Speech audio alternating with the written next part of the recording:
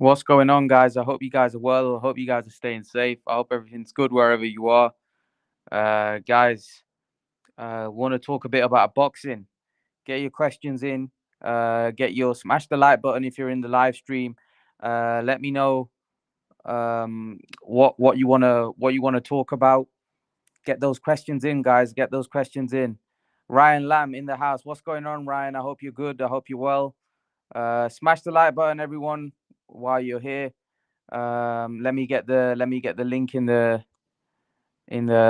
chat. Anyone that wants to jump on, more than welcome to jump on. Yeah, let's talk some boxing, guys. Let's talk some boxing. So we've got this situation with Crawford, Spence, Canelo, Batarbiev being talked about. I'm good. All good, Ryan. All good.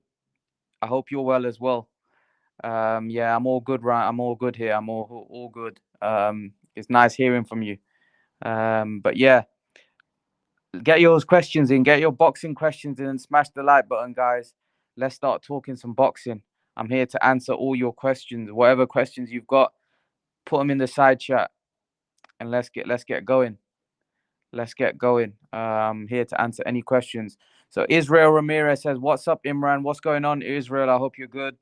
All good, all good. I hope you're well wherever you are.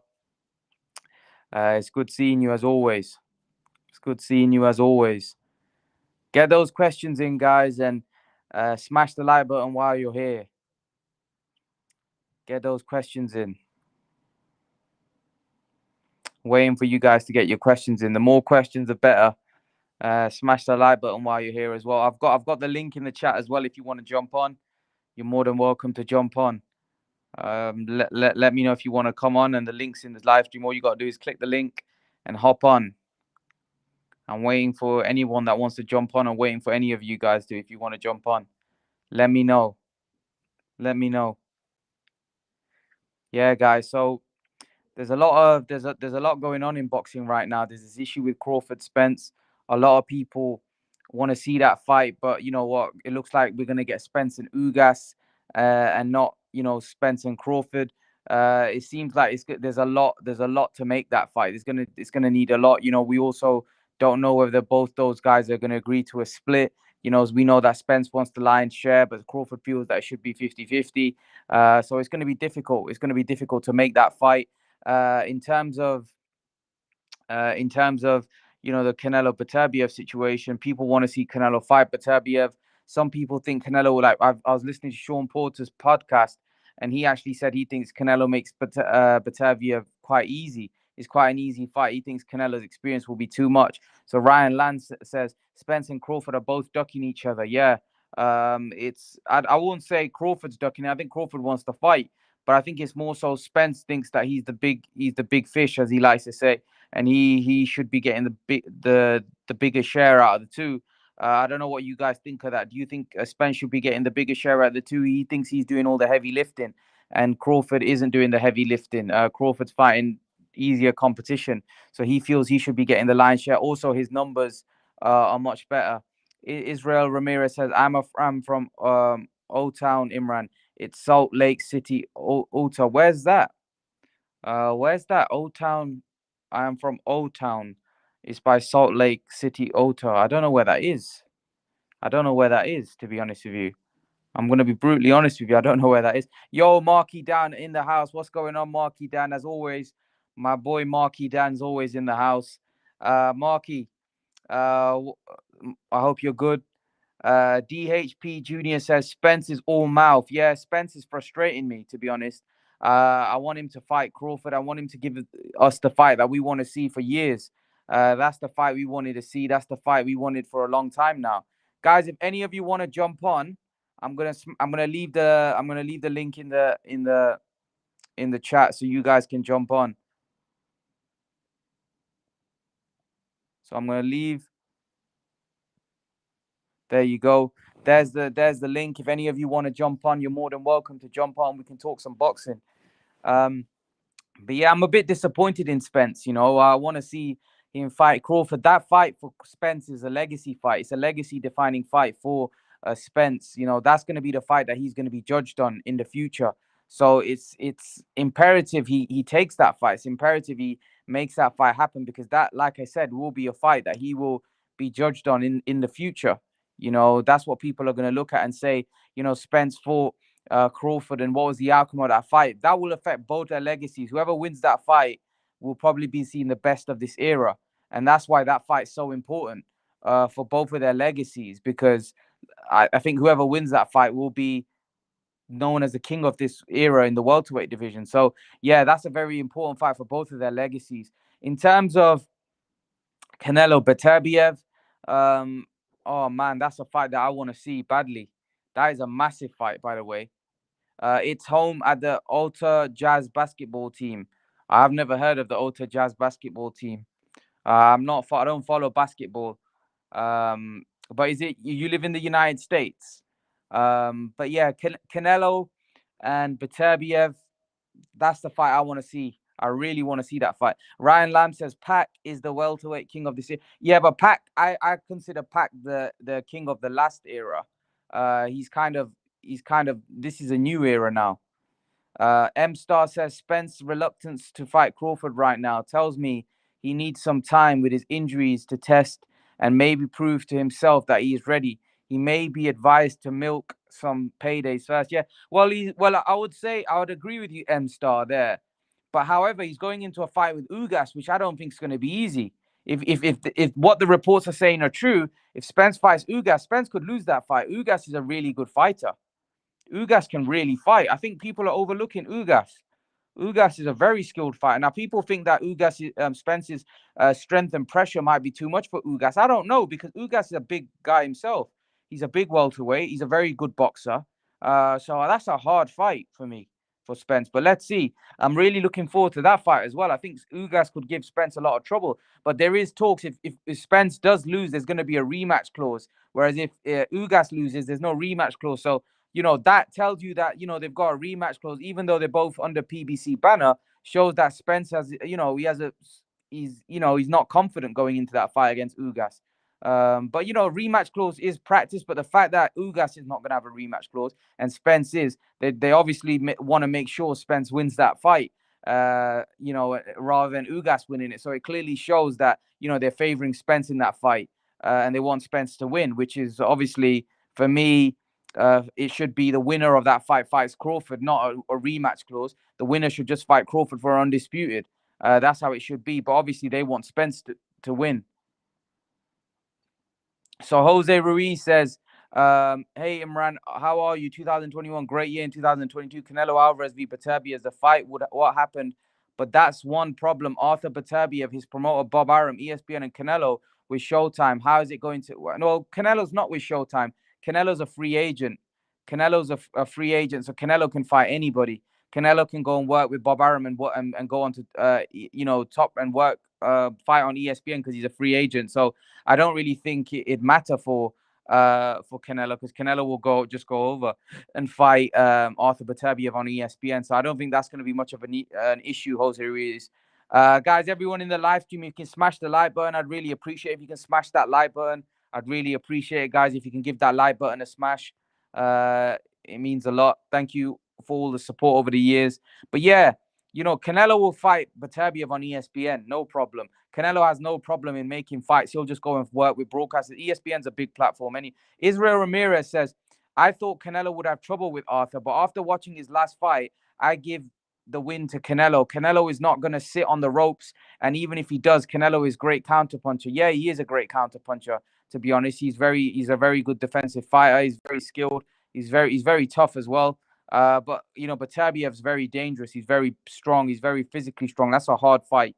Pac Welter King agreed. Floyd was a cheating charlatan that was used. Oh, here we go again. Let's not bring the accusations in. Let's just keep it to boxing skills and stuff. So things that we don't know about, let's not talk about that. Let's just keep it to boxing. Enough of this, drugs and stuff like that. I hate talking about that. It's kind of like, it is what it is. It's all accusations. Get your questions in, guys. Smash the like button.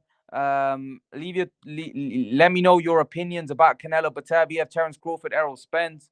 Any heavyweight talk is what's going on in the heavyweight division. The heavyweight division seems a bit dead at the minute. We've got the same, not much going on. Not much going on. We had a good fight with Chisora Parker.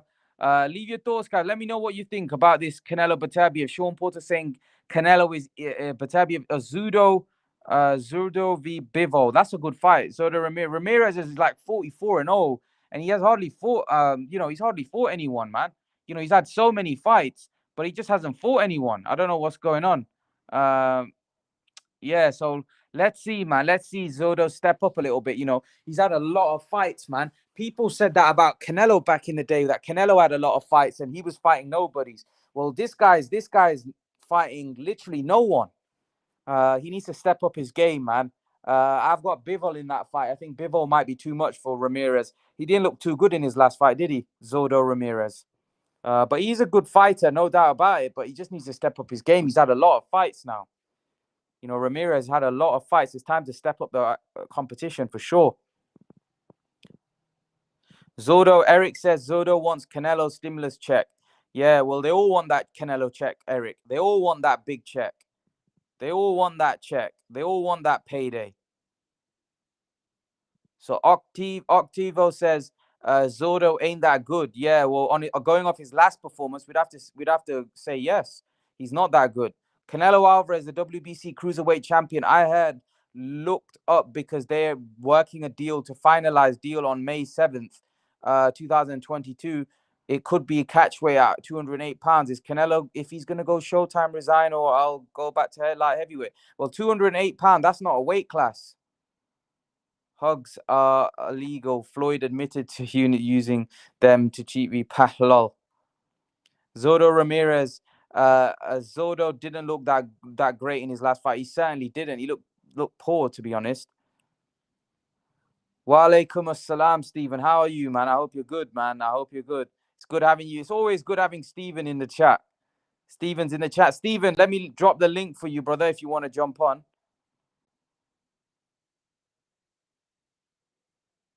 Drop the link for you guys. All good, man. All good. It's better having you here, Stephen. It was always good having you here. 1 minute. What's going on?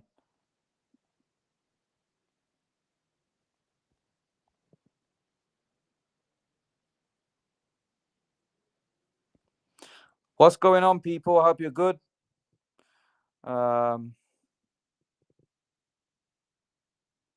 It's not letting me get it on. 1 sec. What's going on, Sean?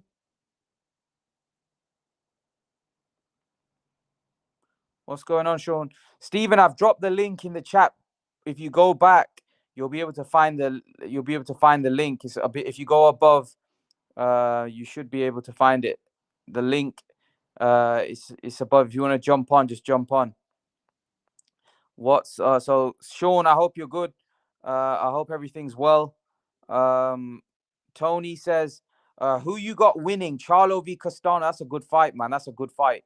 A very good fight. I don't know. That's a very, very, very good fight. It might be difficult to pick that one. I'm going Charlo, but not by a lot. What up, Amir from South Florida? I hope you're good, Octavio. I'm all good, brother. I hope you're well as well. Jesui says, salute Imran. Viva Mexico. Viva Mexico. Brilliant. Viva Mexico to everybody from Mexico. M-Star011 says, I think Charlo's chin and punching power probably makes the difference. Yeah, I'd agree with that. I think I've got Charlo as well. But I won't be surprised if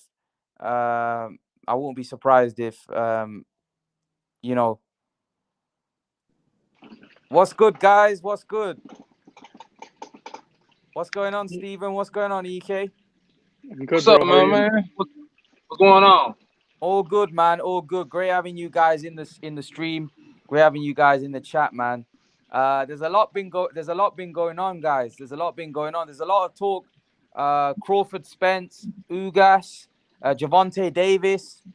There's also a lot. Did you guys watch the Sean Porter podcast? Stephen, did you watch the Sean Porter podcast about Beterbiev? Nah, man, I ain't get a chance to catch it, but I was watching I your did. video, and Yeah. I'm gonna go back and watch it. Was it good? Yeah, it was good, man. It was good. Porter always has good things to say about boxing. He's a very knowledgeable guy. Mm-hmm. But I don't. Yeah. I kind of disagree with him on this one. He said Canelo would make Beterbiev easy work. That's what he Nah, said. I don't. I mean, I could let EK get this, but I did want to comment on that, man. Because I think there seems to be some confusion as to uh what uh Better Beef is capable of doing, Yeah, yeah, and I I think agree. he's to be, I think he's to be saluted in his weight division because man, to break him down, man. I mean, that dude's incredible, man. And I think, man, I think a lot of people selling him short. I think a lot of people Yeah, selling Bivol short too. yeah. But Tarbiev, Better Be, man, that dude's a straight killer, man. I think that dude, I think his durability, I think his style is all wrong for Canelo. That's what I think, man. That's just me being candid and open. But I just think it's all wrong for Canelo. I think Canelo gonna be in there with somebody that he ain't that hit harder than a sledgehammer, and somebody who just gonna keep coming forward. It's gonna be like Gennady Golovkin, but on steroids. It's gonna be some issues. You know what I'm saying? Because Better Be with the business, dude. He with the business. What do you think, EK? Yeah, I actually saw the whole podcast, Hmm. and Sean Porter himself said this is his first time ever watching a Better Be a fight. So Hmm. obviously, if it's the first time you're ever watching him, you're gonna think, oh, this guy's slow. This guy's just walking forward, and you're not gonna take apart his resume. And he's actually fought some really better BF, and you're not gonna know he has a great amateur career. And he's beat Usyk, he's beat all these great people in his amateurs, and like better BF is like the toughest fight for Canelo. And I think people always bring up Triple G, but this is like way more dangerous than Triple G because the power better BF has is probably like a lot more than Triple G. And he's stopping like he has 100% KO. No matter how good his opposition is, he's always knocked them out. I remember the Teddy Atlas fighter from Ukraine. Like Got it. better BF, yeah, like he's a good fighter. He's a champion, and he like better BF just you know how Khabib like just goes after the guy and he makes him tired just based on his pressure alone. People like get tired without even throwing punches. The way he walks forward, Better Biev is a monster. I completely agree with Steven. He like this is gonna be like Triple G, but like way harder. Yeah, it's something. It's one thing to be in there with somebody who's kind of pushing you and kind of testing your will, but it's another thing to be in there with somebody. See, those fighters power can be misconstrued. Power can be interpreted in many different ways, and power doesn't always. I always had to be a Julian Jackson or Javante Tate Davis or Deontay Wilder type of puncher that they have that abrupt, sharp, lights out, clean your clock type of power. That power is something else. But I will argue and I will submit to you that the power that guys like Earl Smith Jr. and Beterbiev, Better Beef, or Beterbiev, however you want to say his name, Gennady, that grooving type of long term punishment is something else. It's something that a lot of fighters ain't accustomed to. And then just getting hit by somebody who just strong and just getting hit to the body all night, getting hit to the head all night. It's gonna really test Canelo's his will. I but that fight has yet to happen. I don't know, but I'm just saying those are two different ways of inflicting punishment and power. You know what I'm saying? And I think that having that, having that grueling power, that long term, just consistent punishment is worse. That's why when Kell Brook, Kell Brook Kell Brook, he took a knee because he was hurt because he wanted. Marcus Brown, he quit because he couldn't take no more. That's gonna be something else. Tell me what Mm. you think. Yeah, man, I'd have to agree. It's that guy's got crazy power, man. That guy's got that guy. He keeps coming. I think you're right when you say, there's certain fighters like Batabi, if they don't clean your clock like Wilder and Javante, who just hit you with one shot and you go out cold. But these guys kind of like beat you down and beat you into submission, almost want to make you quit. Do you know what I mean? They beat the And I life out of think Yeah, you, and that's what I think Batabiev and like Errol Spence and those guys do, man. They keep going, man. They're big and strong. Like, yeah, this is hard, man. I just don't see how Batabiev is an easy fight for Canelo. I just can't and see it. Like when I break it down stylistically, it just won't be an easy. It can't be an easy fight. Even if he wins, it won't be easy. It'd have to come through a lot. yeah, and Imran, I would say that, and Steven, I would say it's not just better be his power, it's his pressure added mixture with his power that makes his power even more devastating. He didn't let Brown breathe. He was like always on him, no matter how much blood he was losing. He actually got more fresher as the rounds went on, despite losing his blood, so much blood. Like I thought he was gonna like gas out because of the amount of blood he was losing, but he was actually like the pressure was building, and so was his power. So that like adds on to the danger of this fight is like he doesn't get tired. He doesn't like his willpower and his pressure adds to his power. It's not just his power. He's like literally he's always making you move. Just like Canelo's always making he's always pushing forward in his recent fight. You can see with Callum Smith and like Billy Joe, he's always walking forward. And with Plant, he was like the pressure got to Plant more than like I guess the power was there, but the pressure adds to the power. Hmm.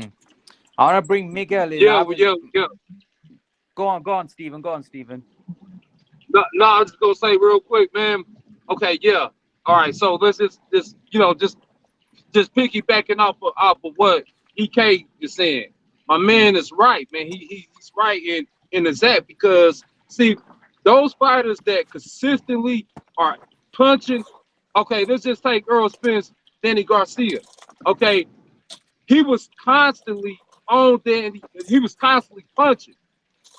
Danny Garcia he was like a fish out of water. He didn't know how to adjust to that constant activity of the same thing. Those robotic fighters like that, those guys are special. Those guys are real special. I think Viterbi is just like that. He stays active. He keeps pushing the issue, and he with the business. So I think it's gonna be something new. I don't know if Canelo's gonna be able to adjust. Canelo's a champion, and I think Canelo has the ability to adjust. We just gonna have to see how it work out. Miguel, bringing you in. Obviously, there's Yes. a lot of talk about Canelo fighting the king at light heavyweight, which is Beterbiev, a very big, strong puncher, come forward fighter, very skilled fighter as well. One thing I want to mention about Beterbiev, guys, is that he's had 400 amateur fights, and I think he's got 395 wins and only 5 losses. So this is a guy that's a very good boxer as well, not just a big puncher. But Miguel, what do you make of Beterbiev Canelo? How do you think Canelo gets on with Beterbiev? Well, the way I see it and the way I saw the last fight, the Batavia fight, he Mm. leaves himself wide open for that uppercut and for Mm-hmm. the left hook to the liver. Mm. And not only that, he's also slowing down on his speed. Am I Mm. right? Have you Yeah. noticed? You Did mean you you mean notice he's that? slowing down as a fighter? Yes, Yeah, yes. he's Did you see 36. He's that? getting up. He is getting on in age. Yes, yes. And I believe that, Canelo has a good edge to beat him. Mm. I know he comes forward, and Mm. Canelo has the power and the skill to stop him to come forward towards him. Mm. Okay, Yeah. Yeah. and I believe that Canelo's going to hurt him to the body, and it's going to slow him down consistently. Mm. Okay, Mm. I don't take nothing away from Batavia. He's a Mm. good fighter. There's no doubt about it. But right now, Canelo, if they fight right now, Canelo will beat him. Mm-hmm. But do you Okay, think is that the fight you want to see, Miguel? Is that the fight you want to you see know, next? but honestly, let Canelo do what he's gonna do. He's Mm. gonna go to cruiserweight, am I right? Are they Well, still there's no negotiating for guarantee. that? There's no guarantee. Uh, Like okay, they are they said that he was going to go to cruiserweight, but I don't yeah. know. It's not confirmed. Like he may even go to So, light so, heavyweight. Some so people actually, say that they're he not. may fight Beterbiev after that last performance. He might Yeah. just fight Beterbiev. Well, you know, I, I, I think Canelo wants to get the fifth belt Yeah, yeah, and yeah, the fifth division. I yeah. think he's gonna do that. Mm, That's his goal. It's always mm, been his goal because he mm. already got the belt from I forgot the guy who fought, forgot his name. 168 pounds. Yeah. Yeah, no, the 175, the one who fought. Oh, I you mean forgot his yeah, name. yeah? He's The already Russian. beat Kovalev. Yeah, he beat Yeah, Kovalev for the belt. exactly. Yeah, He already got the belt for that, yeah, right? yeah, yeah, He yeah, beat him yeah, for yeah, the belt. yeah. So now that was his fourth title in four Mm, different divisions, right? So now he's gonna go for the fifth, and I believe he's gonna go for the. I'm 100% sure that he's gonna go and fight Mokabu. yeah. I know they're not in negotiations; they're talking about it, but I'm pretty sure he wants the fifth title. Okay, Mm, and as soon as he does that, he's gonna go down to 175, and he's gonna go for the undisputed. He wants to make history. He wants to make a big legacy. He wants to Do be you the do you best of think the he's best. gonna do you think he's gonna look to become undisputed at 175? A lot of people don't think he will. Oh, he will. Believe me, Mm, he will. He has he has the drive to do that. He mm, wants to. He wants to. Like I said, he wants to make history in boxing. mm. Which I believe no other fighter since I don't know since boxing started to be undisputed in two different divisions, Yeah, no. right? Yeah. And I guess that's his main goal. I don't take nothing away from Bivol or Batavia or who's the other one? I'm sorry, I forgot his There's this name. Smith. Smith. You're right. I don't take nothing away from those guys. They're good fighters. But right now, Canelo, he's just right out there in a different level. Miguel. You know what? Smith he'll beat. The ones that people think that he may struggle with are Bivol and Beterbiev. They're the True, ones that people seem to think. Like true. Smith, I don't think anyone thinks Smith will beat Canelo, but I think it's Bivol and Beterbiev that people think that's dangerous. Well, it is. It is in the way it is in the first few rounds. Just like when he fought Billy Joe, Caleb Plant, and he Mm-hmm. always said, that my first rounds are going to be difficult. He's just going to go out there and he's going to study them. He's going to Mm-hmm. know. He's going to see what they have, and then Mm-hmm. he's going to go. See what I'm saying? And Mm-hmm. and that Mm-hmm. and I think that's the way Canelo studies his, he studies the other fighter. See Mm-hmm. what they're going to bring on the table when they're in the ring.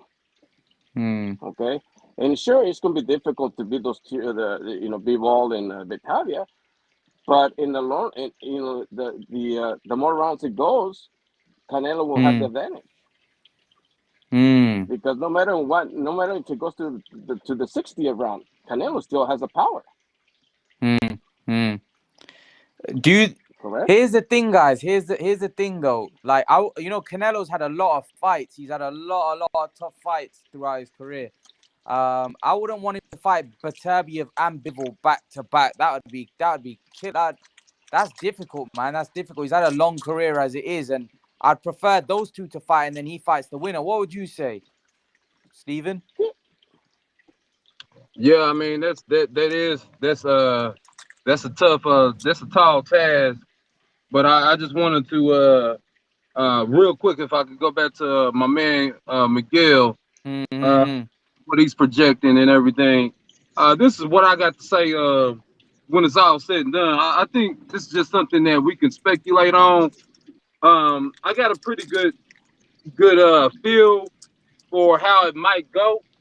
Am I God? Nah, I'm not a lie. I can't foretell what's what's gonna happen, but I got a pretty good good good hunch, and I can say that Better Beef is really tough. and Canelo gonna be in there with somebody that's really, truly stronger, and at his weight class. Man, y'all think it's gonna go a certain way. I, I just think it's gonna go different, man. But you know, him fighting Beterbiev and then Bivol, that is too much, man. That's too much. I don't know if he wants to do that. What do you think, Rare Breed? I came in late. What's the question? So we're talking about like Canelo and Beterbiev. Like basically, we were talking about Spence and Crawford earlier on, but now it's going on to like Canelo Beterbiev. Basically, Canelo Beterbiev is obviously a fight that a lot of people are talking about. I was watching Sean Porter's podcast. I don't know if you've seen it, and Sean Porter said that he thinks he thinks that Canelo would make easy work of Beterbiev. No, What do you think? nobody's making easy work of Beterbiev. I don't care who you are. He's a beast, and his boxing skills are actually underrated. I think people just see him as some kind of like wasn't he Olympian? Yeah. He's had 300 amateur fights, Rare Breed, and won 295. That dude, something else, man. He knows what he's doing in that ring. He knows how to cut off the ring. Like he's got more IQ than people think he has in a boxing ring. Like, but I will give Canelo a lot of credit if he takes that fight, let alone wins it. So I will give him the edge, but that's a 50-50 fight to me. Like, those are the type of. I'm sorry. One second. Go ahead. Okay. Those are the type of fights Canelo should be in. Pound number one guy. Like fights that these fights that make your legacy. To me, fighters, the people who you fight is what makes your legacy, not belts, not being undisputed, because that can come with you fight lower opposition and get all those things, but beating certain people is what makes your legacy. I agree. There. So I definitely agree. Being a monster like Beterbiev, who's been knocking everybody out, and he's in a higher weight class than you are, that would be a huge boost to Canelo's legacy. Yeah, but you also have to think about it. He only has 17 fights. Am I right? Yeah. 17, 18 fights, but like right? 300 amateur fights, though. So. Yeah, but the amateurs to professionals, different styles, different levels, right? That's true, but it's still taxing on your body. No, that is true, but nobody's saying that the Canelo is not going to have it tough, right? We know what Beterbiev is going to bring. Canelo knows that, and I'm pretty sure Canelo's going to be very prepared for that. And like I said, Canelo right now, not that he's my favorite fighter. There's no doubt about it. But he's going to have it tough. But but he's still going to win. In the skills that he has. Yeah. I believe Canelo has better skills than Beterbiev right now. Yeah, all across the board, he's more skilled. But the thing is, Beterbiev's massive. He's a big dude and he's a strong guy. But that's hard to predict. It's hard to predict. So everybody else who Canelo fought. Yeah. Right? Just like Caleb Plant. Yeah, but those guys. And what happened to him? Yeah, but Caleb Plant has pillow fist. Beterbiev does not. Well, yes, no, that's we know that. I mean, that's no secret to that. But Canelo always fight big guys. Also, Caleb Plant. I respect Caleb Plant. I mean, no. Canelo definitely he's definitely more agile, more fluid, and more just all around skill. His footwork, he's the superior boxer out of the two. I don't think that's a question. I mean, Canelo, man, is flat out. You were talking about Lomachenko and how exciting and how mesmerizing he is. Canelo's that same way, man. Canelo got good footwork, man. That dude, I mean, he got good defense. He moved. You know what I'm saying? So Canelo can do it. Canelo's a gangster. I ain't fronting on Canelo.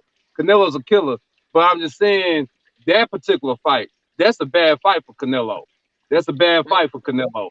I think Canelo in there with somebody like Joey Smith. I mean, Canelo gonna give Joey Smith the business. He might, you know what I'm saying, he can beat Joey Smith, but Bivol and the boy Better Beef, stay away from them. Stay away from them. But don't Hey, you? I'm gonna have to get off here though, man. I'm gonna listen to y'all. Man, I'm getting so tired of working, man. But I'm out here in the field, so I'll listen to y'all. You know, I'll hop in the chat, man. Cool, man, And take Stephen. it easy. Cool. All Make right, that money. See you, All Stephen. right, Steve. Have a good all day, right. dude. Yeah, man. So yeah, Stephen's made some good points there. Miguel, coming back to you again. Yes. So how do you how do you think Canelo will respond to taking that guy's power? Do you think he'll be the hardest hitter that he's been in the ring with? Well, just like he did with Triple G.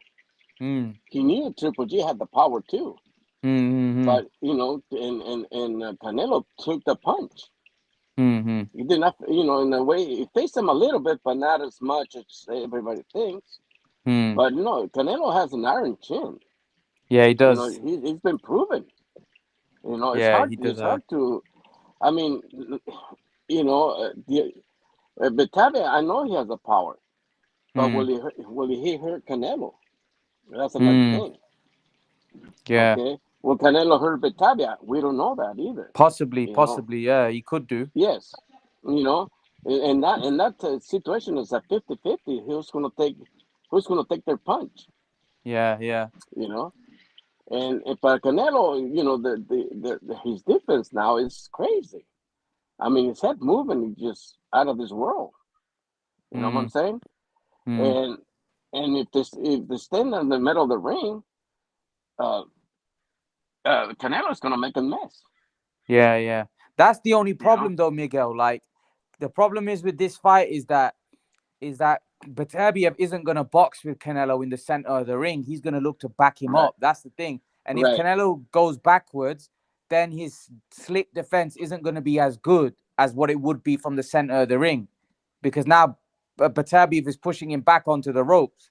So Well, that's the thing. Because true. if you look at the first Golovkin fight, Canelo got hit a lot more in that fight because Canelo was on Canelo was on the back foot. When you're on the back foot and a guy's on top of you, it's harder for you to avoid his punches than it would be if you're in the center of the ring and Canelo's got space. That is true. But let's think about this. Canelo will not make the same mistake twice. Mm. He's not gonna go up and in the rope. He's gonna try to keep him right in the middle of in the ring. Mm. And then if he goes to the rope, he's just gonna, you know, go the other way, go to the right or go to the left and stay away Yeah. and bring him back to the middle of the ring. Mm. Because I'm pretty sure Canelo's gonna start him very well. Mm. Okay. I think Canelo's gonna have to hurt him as well, Miguel. He's gonna have to put a Oh, dent it's in true. Beterbiev. True. You know, like I said, see who's gonna take the power of each other. Yeah, yeah, You know, yeah. see, But I see, think see, if Canelo's able to hurt Beterbiev, then oh, I think then he should win. But if he's not right. able to hurt Beterbiev, then it's very hard. It's gonna be a hard fight. You're right. You're Mm. correct on that. Yeah, You it's know, gonna be I a don't hard think. fight for both. Yeah, I don't take nothing from that fight that it's not gonna be tough. Of course, it's gonna be tough. I mean, I believe it's gonna be tougher than the one in Triple G. Yeah, yeah, You know, yeah. because Yeah, for sure. you're fighting a bigger guy. There's Yeah, no doubt exactly. about Yeah, it. that's why if Canelo takes this fight, you gotta give him credit just for taking the fight, like Yes. Rare Breed was saying, because it's a like daring to be great type of fight, man. He's fighting a big guy, man, a big, strong, big puncher. Remember, a lot of guys, Miguel, they don't go up to higher weight classes and fight punchers. You know, that's very No. dangerous. Correct. That is true. You know, but Canelo is willing to take that chance. Mm, You know, like he says, you know, I like the challenge. You know, mm. I mean, he has his mentality. You know, just it's amazing. You know, the way he's gonna go about it. Yeah, You yeah. know, and it's Just hard to break him down. It's hard to break him down mentally. Nobody mm, can. No, so far nobody has. mm, mm. You know, Je so suis, are that's you one of there? guess not. Je You suis? there? Je suis, are you there? No, he's not. Coming back to EK. EK, you there? Oh, it Yeah, I'm seems like here. everyone's Yeah, I'm disappeared. here. Oh, I'm EK, here. you're there. You're there. Yeah. Sorry, my It's a my ghost. mic was muted just in case. All right. Oh, no worries. No worries. EK, so what are your thoughts on what's being said so far? I think everyone's got a valid reason to either go with, Canelo or Better Beef. This is why it's a good fight.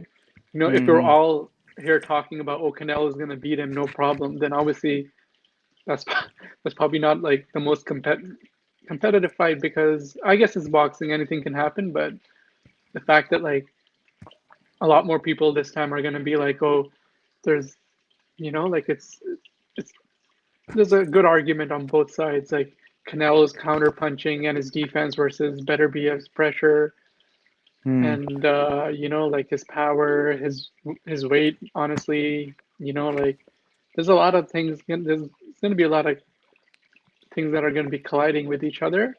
But I Mm. could see, but I still think this is way tougher than any fight Canelo's ever going to be in. Mm. Do you think people are overlooking Batabiev's boxing ability? Like a lot of people think that Batabiev's just a puncher. Is he more than that? Yeah, he's way more than that, and I feel like people. I think that's even in this chat. Like I think more people have been supporting Better BF, but I was kind of surprised when Sean Porter. But to his credit, he said it was his first time ever watching him. Right? He doesn't know his Yeah, history. yeah, He doesn't know like who he's knocked out to mm. get those belts, and like Yeah. But it's yeah. I think people will be looking down on or past Better BF just because how great Canelo is. All these Yeah. greats, yeah, they're just like gonna be looking, and I don't blame them because Canelo is one of the greatest, like not the like greatest of this generation. You know what I mean? Like he's Mm-hmm. an all-time great. To me, he's already an all-time great, Canelo. But like Mm. I still think this is a fight where like it's gonna be so tough because Yeah, yeah, we all know how tough Triple G's first fight with Canelo was. yeah. It was very And I tough. think it's going to be like tougher than that. But I think Canelo is a better fighter than before.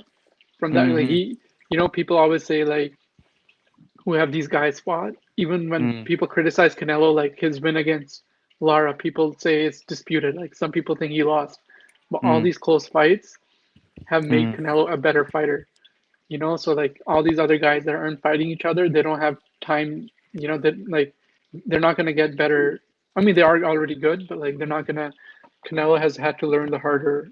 He took the harder route, so that's why he's a better fighter than the rest. Mm. Yeah, he did. To be fair, what do you think, Yeah. Miguel? The experience. Sean Porter mentioned that the experience of Canelo. Canelo being the more experienced fighter, the guy that's had the bigger fights, the guy that's been involved in a Yeah. lot of big fights. That the experience could be a problem for Beterbiev. What do you think? No, I don't think it will be. And I know Canelo, Canelo says it's going to be a tough fight. It's going to be a challenge for Mm. him. And Mm-hmm. Batavia, he has he has a good head. He's not Yeah. going to be mentally breaking. Nobody's going to break Batavia down just like it's Mm. Canelo, Mm-hmm. And I think Batavia will be out there fighting Canelo. I mean, Mm. fighting him, actually, give him a tough fight. And Mm-hmm. whoever says that, that Canelo's going to have an easy fight against him, they're fools. They're Yeah, playing. I yeah, mean, yeah. I don't know what the heck they're looking at. Why do you think they're Canelo's going to saying have it that? Why tough. do you think they're saying that And, Canelo's gonna have an easy fight with Beterbiev? I think to me, I think they want to look good with Canelo, you know, praise Yeah. Canelo, in a Mm. way. That's not the way to go. Yeah, Mm. Canelo's good. I mean, it's great. I mean, he's a good Mm. boxer. He's an excellent boxer. He's an excellent puncher. Mm. But at the same token, don't try to kiss his ass either. I'm sorry. you know, Mm-hmm. he has the skills to beat, whoever's in front of him. But Yeah. I love Canelo honestly. But also, I'm not gonna be out there on my knees and praise him as a god. No, he can be beatable. There's no doubt about it. But right now, he won't. He cannot be beat right now. Mm. But he's gonna have a really tough time with Batavia. and Yeah. that's how you're gonna know how Canelo tough is. Going to a Yeah. higher weight, going to against this guy. I know Batavia. He looked a little slow in this last fight. You know, even though he still knocked the other guy out, but he looks slow, very slow, and also he leaves himself wide open for a lot of uppercuts and body shots when he Mm. goes forward towards you. I don't know if you guys noticed that, but I did notice Yeah, he that did. on Yeah, that fight. he's open. Right? Yeah, he is. I agree. Like he is And quite and open. and yeah, and then when he throws his shots, he goes wide, and his lips are wide open for a body shot. And Mm. Canelo, he will take advantage of that. You know, Mm. yeah. Yeah, So, I agree. I agree. I think yeah, the uppercut might be dangerous. The yes, uppercut because Batabiev comes forward and he's there to be hit with the uppercut. That could be a problem, But a that's big only problem. if yeah, Better Biev like bends down, or he's leaning on. Yeah, I Canelo. guess. Yeah, like yeah. because he is like, there's like there's honestly like we're talking about this fight like it's gonna happen. There's a really big chance it might never happen. you Yeah. know. I believe, honestly, I believe they will. Honestly, because Canelo wants to be the undisputed right there at that weight. But I've never heard Canelo actually say he wants to be undisputed at 175. Well, he will not say it, but but that's to personally, I think But the but way why he not? He he said it goes. when he wanted to do it at 168. So I think unless I hear it Yeah, from him, unless but like people like yeah, Eddie Hearn is actually talking about like negotiations or something, Eddie I Hearn don't said think. that he would. I want him to become undisputed at 175. Hmm. But that's a promoter, right? Hmm. He's gonna make stories to make Canelo's name out there. Hmm. Unless I hear like Eddie Reynoso or like actually Canelo say something, Hmm. like I think everyone's talking about this fight too much right now. They should be fighting. yeah. I don't know. In my opinion, I just feel But like true. Right now, let's concentrate and see if it's gonna, the fight at the cruiserweight is gonna happen. You know, and that's what Canelo wants, and Hmm. maybe Reynoso wants. So let's Yeah, but let's see what Canelo said, happens in that. Miguel, Canelo Yeah, said that he didn't know about the yeah, cruiserweight fight. yeah. He He got said he that got was him his off trainer guard. that said that. Yeah, He didn't even know about it. yeah, he got him off guard, I right? hope. And then Canelo I says, hope. "It is what it is. I guess I'm gonna fight." Hey, can you And guys hear me? that's Yeah, Rare Breed, we can yeah. hear Who's you. this? Yeah, I, what's going on? I hope that fight at cruiserweight doesn't happen. How come? Why? Because one, nobody asked. Two, it's not interesting, and three, it's not interesting. Hmm. Uh, what I think what it's is pretty Brother, that? interesting because be of the weight. What Go is on, not Rare Breed. What were interesting? you saying? Go ahead.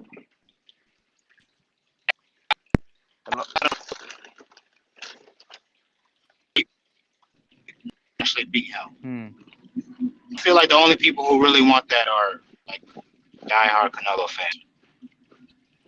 Hmm. No, no disrespect to any Canelo fans on the panel, but like we want to see Benavidez, we want to see Bivol, we want to see Bertabiev, Andrade, or Charlo. There's plenty of people that fight at 168 and 175.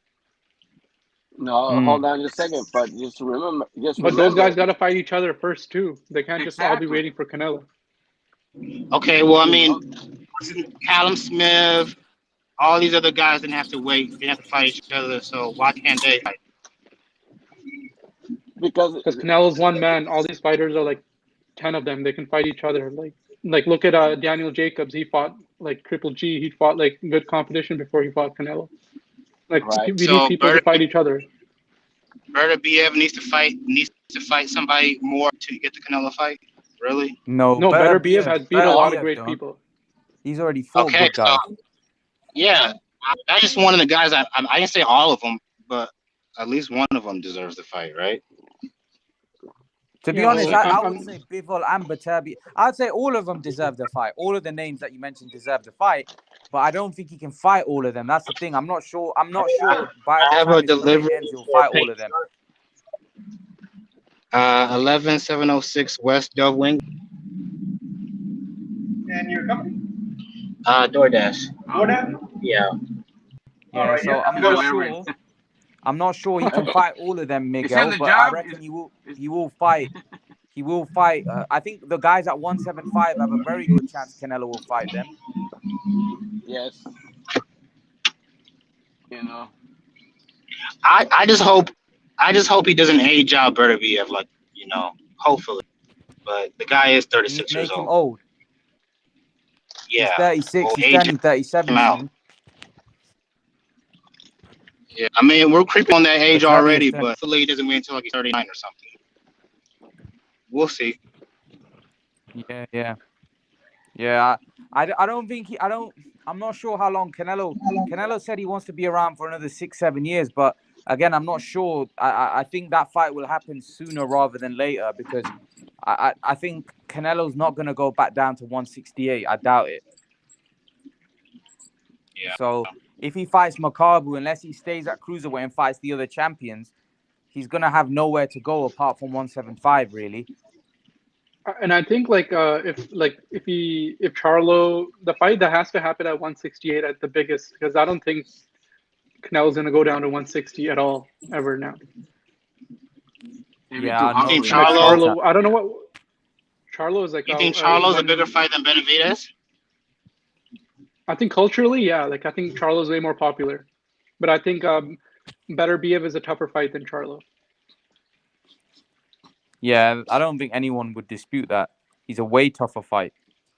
Yeah, but like I think like number wise, I think Charlo will do better because Charlo is like more known in the States than Beterbiev.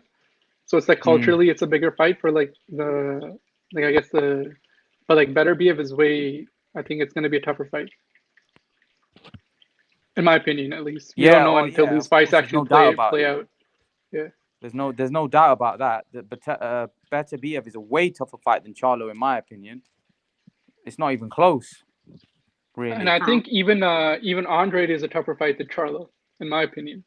Yeah, that's a stylistically. I think stylistically because of the unorthodox and like you know how Boo Boo is, but like I think Charlo is an easy fight for Canelo. Yeah. Easier. What do you think, Rare Breed? You think Charlo's a tough fight for Canelo? I think he is because he has that jab. I think Canelo sometimes has issues with people with good jabs. You saw what Kovalev did. Also, Charlo does have some power, so Canelo wouldn't just be able to walk through him like he did Caleb Plant. Right. So, but and he's got a chin. One thing about the Charlos, I'm not a big fan of them, but both of them have chins. Yeah, So but you have to think about. Go on, Miguel. Isn't it Charlo at 160? Yeah, but he's kind of 160, right. He's actually 160, he's right? big. He's at 160. Yeah. Right. Well, how come he doesn't fight Triple G? No, Triple G he's doesn't been want trying to. to fight him. Yeah. To credit fight him. Charlo, he's been Triple G hasn't fought anyone recently. He wants the Canelo payday and retire. Well, that's of course everybody does that. Everybody wants that. No matter what. You know, they won the payday. They won the $10 million or $11 million. You know, but that's the problem of the lower weights where Charlo and Bubu Andrade and all those. How come they don't fight each other? You know. Yeah, that's right. Though. Miguel's right the thing. there. That's what pisses me off. Why they don't fight each other instead of waiting for Canelo? You know, and that's then true, if man. they want But Canelo, like to be honest, like Boo Boo has been trying to fight Charlo and Canelo, but like Charlo's been like avoiding Boo Boo, for some reason. Like I think they hate each other. If they want Canelo, they move up because Canelo is they not have going to to go move down up. to 160. Exactly. Because he's an A side. Canelo, You know? like you don't get to like call out Canelo if you're at lower. You have to move up. Exactly. And if I was I've been hearing this a lot. Like David Benavidez, like the other Mexican fighter from the States, he should move up to 175 and fight Bivol, like and just beat Bivol and then get the belt, and then call out. Because like these guys are just like they're not playing chess. They're just like waiting and hoping for the lottery. Exactly. Yes. You're right about that. Benavidez is the one he lost his belt because on the scale. on the scale, and also he had a problem with some drugs or cocaine or something like that. You know, he also did that. I mean, you know, he has to blame himself. I mean, if he had the title, Canelo would have been there, right there, fighting him for the undisputed, right? Mm, But he yeah, didn't. He lost it on the scale. Whose fault is that? his own fault. Now exactly, now he wants Canelo. I mean, shit, Canelo has nothing. You know, Canelo don't want to fight him anymore. He has nothing for Canelo to gain. You know, but they're I don't know. still I waiting just feel for like, Canelo. and I feel like people who are criticizing Canelo for taking this cruiserweight fight don't realize Canelo fights more than one time a year, so he can fight one of these guys like after he beats. Like, you know, it's not like he's only gonna fight one time and retire, and we're never gonna Exactly. see these fights. So he's earned, like, I mean, he can do whatever he wants, but like he's gonna fight like he's, it's not like he's retiring after this fight. So everyone's like, oh, he didn't fight this guy or that guy. Like a lot of these people are like saying like, oh, why is he fighting Billy Joe when like Caleb Plant is out there? Like, you know, well, he's gonna fight that guy. Like, you know, like, he's gonna fight all these people. Anyone who has a belt, he's gonna fight. Or this, the one fight I don't think is gonna happen in boxing, unfortunately, is you know, Andrade versus Charlo, or Andrade versus Canelo. I don't think those two fight. I don't think is gonna happen. For some, like, I have a feeling that, Yeah. you know, it's Well, not gonna Andre happen. and Charlo, I don't know. they don't want to lose their titles. Who They want wins, to keep Miguel? going. Who wins, Andrade or Charlo? You know, the way I've seen them both fight, honestly, It's a 50-50 Hmm. because both of them are not exciting fighters. Honestly, No, Hmm. they both are gonna be dancing out there. Hmm. no, You Charlo's know? pretty. I feel like he's got pop. He's been knocking Yeah, he out got people like popped. Harrison. You know, the guy Yeah, who he lost his title to. He knocked him yeah. out. Yeah, but Miguel, You know, I'd favor Andrade in that fight. I think Andrade beats Charlo. yeah, that's if Charlo doesn't run around in the ring and both of them don't dance in the middle of the ring. You know, Hmm. hug each other. You know, Hmm. because neither one of them wants to lose their title. Hmm. You know, they It's want not to good be for how boxing, long? is it? No, it's not good for boxing. How long they've been champions? Very long, very long, Exactly. very long. That's exactly my point. Hey, can I ask See? a quick question? Go on, yeah. When have we ever seen Charlo dance around the ring? He's a come forward fighter. Yeah, This is He's not. I wouldn't agree with that. I think yeah. Charlo's a come forward. Yeah, he's not really a dancer. We'll say Andrade's Yeah, more Well, of a dancer. But yeah, but Andrade. when Yeah, if they both fight, he's not gonna stand in the middle of the no. ring. exactly. That's Andrade exactly my Andrade point. might dance, but Charlo's gonna try to come Yeah. forward. That's gonna, Well, nobody Now, wants to get the thing knocked is with out. that fight, it could be boring, but I could be boring Exactly. because Andrade might just outbox him and make it kind of dull. Andrade has a very dull style. You know, he's quite dull. True. Evening, Ray. I hope you're good. But yeah, Andrade has a very dull style. Like, but he can be exciting when he puts his punches together. But I know he's just got a really awkward style. I would favor him against Charlo, but Charlo might knock him out if he goes late and he starts to tire. That's a good fight. You know, that's a very good fight. I agree with Miguel. 50-50. But I don't think that fight's gonna happen because like for Yeah, some I don't reason either. like That's the thing. That's like what No, I'm saying. the PBC side is like so against yeah, these brothers are exactly. pretty against Yeah, but Boo that's Boo for bad some for reason. boxing, man. That's bad for boxing. Two undefeated Sure. American world champions not fighting each other. That's not good, man. Yeah. No, one of the Now Charles that is defeated. Didn't Harrison beat him? No, that was Tony Harris. wasn't that Jamel? This is Jamal. that's Jamal's smaller undefeated. Charlo. Oh, That's okay, small okay. Charlo. Yeah, I thought like for some reason I thought we were talking about him. I was like, but they're both actually exciting because they're of their personalities and like and I think like that build up to the fight would be amazing for Boo Boo, and because there is like solid like they don't like each other like genuinely, so it'd Yeah, be they nice don't. They to don't. see that They build don't. up. Yeah, Yeah. but Hey I guys, I don't I get gotta. like I'm sorry, guys. sorry, go ahead. I I gotta go reckon the back to winner work of that now. fight could then call out Canelo. You know what I mean? Because then they'll be legit. That'll be a legitimate, position. They'd be unified. Golovkin, I don't know what Golovkin's doing. To be fair, man, Golovkin's just like I don't know No, what he's he's doing. supposed to fight in Japan, but like the COVID restrictions forced him not to fight in December. He was supposed to Yeah, fight I like know, in but December. he's not. After that, he's not made no announcement or nothing. Yeah, I don't know. Honestly, after the Canelo fight, like Triple He G like disappeared, didn't didn't fight he? anyone except for what's the guy's name from? He starts with the B, the Charlo face two. It's a close fight. That was the only good competitions in his face. I remember Triple G after that fight fought a guy that works at a gym in Toronto, like Rollies or something. Is Rolls? I don't know, Steve Rolls or something. Steve Yeah. Rolls, yeah, Steve Rolls. Yeah, I mean, like I couldn't believe like they like if like why is he fighting? Like he should have fought like I don't know. I think, but his age has something to do with it too, and He he probably fought knows his body better. Derbianchenko, didn't he? And they thought he Yeah, lost. Darbianchenko. Yeah, that's what I'm saying.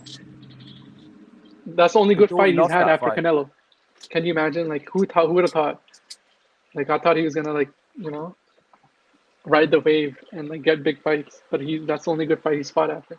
Yeah, I think he's looking for that Canelo payday. That's it, and then he's gonna No, but ride off. like, but that's the least likeliest fight in my opinion. Like out of all the people, like is Triple G gonna come up to like 168?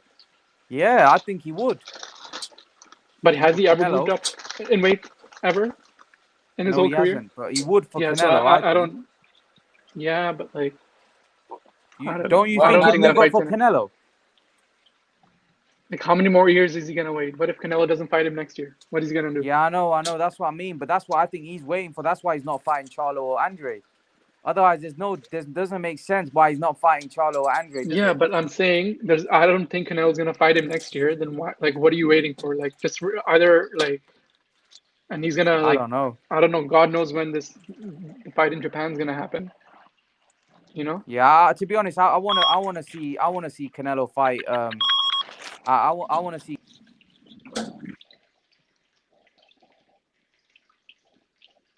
What happened? Hello? Imran, you cut off on my computer at least. Is he there? I think his system froze. Probably did. Yeah, Well, but And like anyway, guys, but other than Canelo, who do you guys want to see fight next year? Like, what fights are you guys looking forward to? I want to see the Batavia against Canelo next year. Honestly, fights. No, but I'm saying other than Let's see. Canelo fighting, like who do you guys want to see? Like, are Oh there well, any other fights? actually, honestly, I want to see the Chilo and Boo Boo Andrade fight. Mm, Unify the titles. Damn it, what are they waiting mm. for? Or Triple G, call him out. Yeah, but Go for the calling out undisputed. like I'm saying, like Triple G isn't fighting until he fights his Japanese dude, and it might take a whole year again. So Yeah, I don't but think that's a realistic. yeah, well, but if that fight doesn't happen, then you got those other choices. Yeah, I don't So know. Like I feel and like I can't wait to and see. Sorry, go ahead. the way things are going about the virus, Yeah, is that 100%. The exactly. Omicron. Yeah. Yeah, You know what I'm really looking forward but to? I'm looking forward to what Tiafimo does next. I want to see I want to see how he bounces back or doesn't. And hopefully he's that healthy and that everything.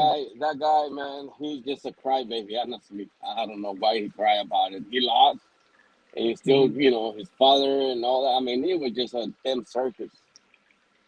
Just be a man and admit it, man. You lost. Yeah, Period. I think it's just the Don't pride. be I think crying. over time, yeah, Don't be crying like that, dude. You yeah, lost and you lost. yeah. Take it. You know. But the way he I don't went think his about it, father my helps. God. Yeah, I Well, know. yeah, Like, that's sometimes father and son, a team mhm. usually a I lot of think, times don't work. yeah, I think the best father and son team is Devin Haney and his father, and because his father has no ego, right? So he actually brings in like good coaches for his son from like England like That is true. Tyson Fury's old Yeah. coach. Yeah, like And that's you the know, way it's he's really supposed to doing. be. You Yeah, know, for sure. I know it's I know it's your son. Don't, but your instinct is to protect him. But goddamn, be realistic about it. Your son lost. Period. Mm. And it's because it's your fault too, because he was giving them the wrong Oh. advice during the fight. Yeah, God 100%. damn, man. Yeah, that's because I Yeah. don't think he knows. I think he's I think he's he overhyped his son. He thinks his son's better than what he actually is. No, because I think he's Well, living through his son. You know, the Yeah, greater his son exactly. is, the greater he is. You know what I mean? So Yeah, yeah, yeah, yeah. But how yeah, good both is of their Tiafimo? personalities are like so Like he similar was to each saying, other. we could beat Canelo. Tiafimo said we could beat Canelo. He goes, my son's oh, the only please. guy that can move up and beat Canelo. That's what he was saying. Yeah, please. But a lot of And these then, things, and Imran, are just like showmanship, right? Like they just want to say Yeah, yeah, controversial things to get into the news and stuff like that. So you don't really, not everything they say, especially like younger guys, you know, like I don't like. It's like it's like an old trick that everyone just say something controversial, so like everyone's talking about it. yeah. You know? yeah, But you know what happened after the Caleb Plant fight, right? In the press conference, Yeah, I he was saw that. he Yeah, was kissing Canelo's butt. For his son to show up his belts, right yeah, next that yeah, to was yeah. I so that. saw that. weird. I saw I that. mean, that I was saw that. that was weird, dude. I'm telling you, Yeah, that was that embarrassing, was man. That was I Yeah, didn't oh, like that, to be Jesus honest. Christ. You're not even undisputed, do you? You just have 3 belts out of the 4. Yeah, You know, it was and just you know, like pathetic. yeah, but Canelo's a good guy. He let him like take his spotlight Yes, for like Canelo's a very good guy like that. That was funny Canelo's though. a good, yeah, Canelo's a good human being, dude. He Yeah, doesn't disrespect anybody. He gives respect to everybody. Doesn't know yeah, where you come like from. He doesn't yeah, care. even though like Ryan's on his team, he said like Tiafimo can come and train at the gym whenever he wants. I wanna ask Miguel something. I wanna ask Miguel something because Miguel never got onto the Floyd debate that Oh, time. Floyd said a few things about Canelo, Miguel. yes. He said that, I cooked this guy, I beat this guy easy. This guy was easy work when I fought him. And Floyd was ripping into Canelo. What did you make of that? Well, to make of that, he's a fucking hypocrite. I'm sorry to say that. I mean, Yeah. after the Canelo fight, wasn't he praising him? Yeah, yeah, yeah, yeah, yeah. Yeah, he Exactly, was. right? He gave him a lot of praise. Say, hey, he's going to be a champion, blah, blah, blah, blah. And now Mm, suddenly, because Floyd is not in the spotlight anymore, like yeah. Canelo is, he's jealous. It's just, just jealousy, man. Why does he come up with all that kind of crap? Canelo Mm, never did, Canelo always gave him his respect. He mm, never talks bad about him. mm, If he wants to fight Canelo, then say it. mm. Say it. And Canelo, I'm But pretty sure he will Floyd's oblige always him. been Floyd's always been controversial, so he just like like a Yeah, lot of things he says is just like for the shock value. A lot of things he does, exactly. quite frankly, a lot Well, of things he but the thing, posts is just for a shock value. yeah, but the Yeah. thing is, since he's not in the spotlight, he wants to be in the spotlight no matter what. Mhm. Mm. Just you're a promoter, dude. Promote your fighter. Don't talk about another fighter who And doesn't even. to be Go honest, ahead. the better Canelo does in his career and legacy, the better Floyd looks because he's the only man that's beaten him so far and so convincingly, right? So like breaking down Canelo only like so it means like nothing that he beat him. Like Canelo's Yeah, great, Floyd's You great know, too, but like like the better Canelo looks, the better his legacy is because he's the only man to beat Canelo. well, yeah, but why dragging Canelo for? What is the subject? No, I think it's because What is this? people are criticizing Tank, and like he took that Well, personally, and then like yeah, he wants to like like, oh, if you guys are bringing down Tank, like I'm gonna bring down your quote unquote the yeah, face but of like yeah, but Canelo never bring down his fighter. Canelo praised him. He had a good fight. Yeah, yeah. He wished him Canelo good luck. does praise Tank, On to be both fair. both sides, yeah, yeah on both fighters, he wished him good luck. He didn't took any yeah sides. 100%. Yeah, You I don't know, know. I think Floyd is just like you know, just one of those he guys. just he just he's become an asshole. That's period. I'm sorry to say that, but he is. You know, leave the Well, man I don't think alone, man. anyone's He's ever doing his said own thing. he's the nicest guy in boxing, but like that's what I'm saying. He No, says but things for shock value. you know, Every he just works. I'm sorry to say, he's worse than a woman, man. Shut your mouth, and that's it. You hey, know, but but he guys, keeps you got talking about Canelo. Go But on, hey, Rare but guys, Breed. so there is one thing though. The one thing I do like about Mayweather compared to these other boxers, he tells you how he really feels. Like, let's be honest, we don't know how Canelo really feels about Mayweather. He probably hates his guts, but he's not gonna say it to the media. Mayweather no, tells but you how he really feels. We don't Yeah, know but how he feels don't. behind. Yeah, but at the same token, don't be a hypocrite. which Yeah. he is, Well, in what right? way? How? Didn't he praise Basically saying Canelo a that he lot? was praising Canelo, but now all of a sudden he's starting to say that this, that, and the Hate other. on him? Like Floyd's always praised Yeah. Canelo, Yeah. Well, they did right? interview Canelo one time, and he did say that if they fought now, he would destroy him. So Well, that's yeah, but that's a question of boxing, right? If he fights him today, yes, that's of what Floyd course. was talking about boxing. What? No, no. Yeah, But Floyd Floyd didn't was go not talking about personal. that. He Yeah, didn't he say anything did. personal. How? Look, Well, look, how was look, it look, personal? listen to his interviews. Listen to what he's saying about Canelo. Did he talk about his wife, his mother, his children? He didn't say No, anything we're personal. not talking. We're not talking about that. We're not talking about I mean, personal life or anything like that. this is how But athletes are, bro. Like, what? Yeah, but when you praise somebody, after he fought him and all that, and let it be, he left him for a lot of years. He praised Canelo a lot, and suddenly, what is he have against Canelo? Canelo doesn't have nothing against him at all. You never seen him in the press conference talking about Mayweather, do you? That's my point. Yeah, but I think the people who like dislike Floyd right now is because like of the things he's associated with and the way he's like doing Tank. Like he's like like how he's managing Tanks and the things he's saying. But like I think Floyd's gonna say things to be controversial. Like this isn't the first and last time he's gonna say stuff like this. So like You I know, don't think people need to even like focus on it too much because this is what like controversial, not controversial, but this is what right? yeah, like some people do. It's, instead of praising his I'm gonna fighter, go ahead. I'm gonna say something controversial. Tank is probably one of the most talented fighters I've ever seen. He's probably more naturally gifted than Mayweather ever was, but he doesn't have Mayweather's dedication and work ethic. If he had that, Tank would be unbeatable No, but Well, like he needs to because he fight good has. like he needs to fight like good he needs and like Floyd literally Yeah, said they're not gonna make anyone else great. So that means like he's not yeah, gonna fight anyone. Like I want to see him Taney. I wanted to see him and like Tiafimo, like Loma still, I think. Like Loma, like could you imagine Tank and Loma? That would have been that's like an amazing fight. But I don't think any of these fights are gonna happen. So it's just like people that's what people dislike, which is wrong to dislike Floyd because of that. But like that's what I feel like, and Floyd probably feels like he hasn't been respected like he should have been throughout his career or after. So maybe a lot of those things are coming out when he talks sometimes. Tank is a that is great true. fighter. I like Tank as well, but thing is with Tank, he's not fighting the best Rare Breed. That's the problem. Yeah, That's the problem. people, If he was fighting the people, best guys, I actually think the only guy that potentially could beat Tank in the lightweight division is Loma. Apart from the Loma, rest, I would yeah, favor I him. think Loma yeah. beats him, yeah,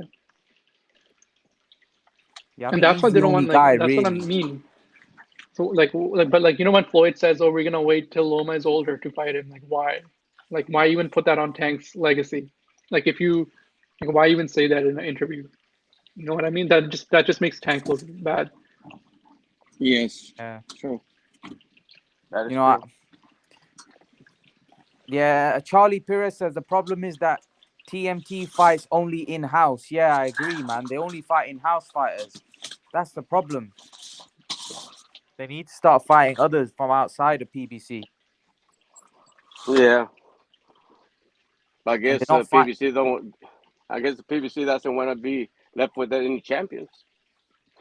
Yeah, yeah, exactly. The They don't same want to token. fight. Like, look at Canelo now. He's fighting everybody. ESPN fighters, DAZN fighters, PBC fighters. That's how you got. That's how you become great. That's how you become undisputed because all of the belts are not held by one stable. They're held by everyone. Like Right. some belts might be held by ESPN fighters. DAZN fighters, and PBC. Yeah, that's how it's got to be, man. You've got to negotiate with everybody, but they don't, unfortunately, and it's hurting their fighters' legacies, man.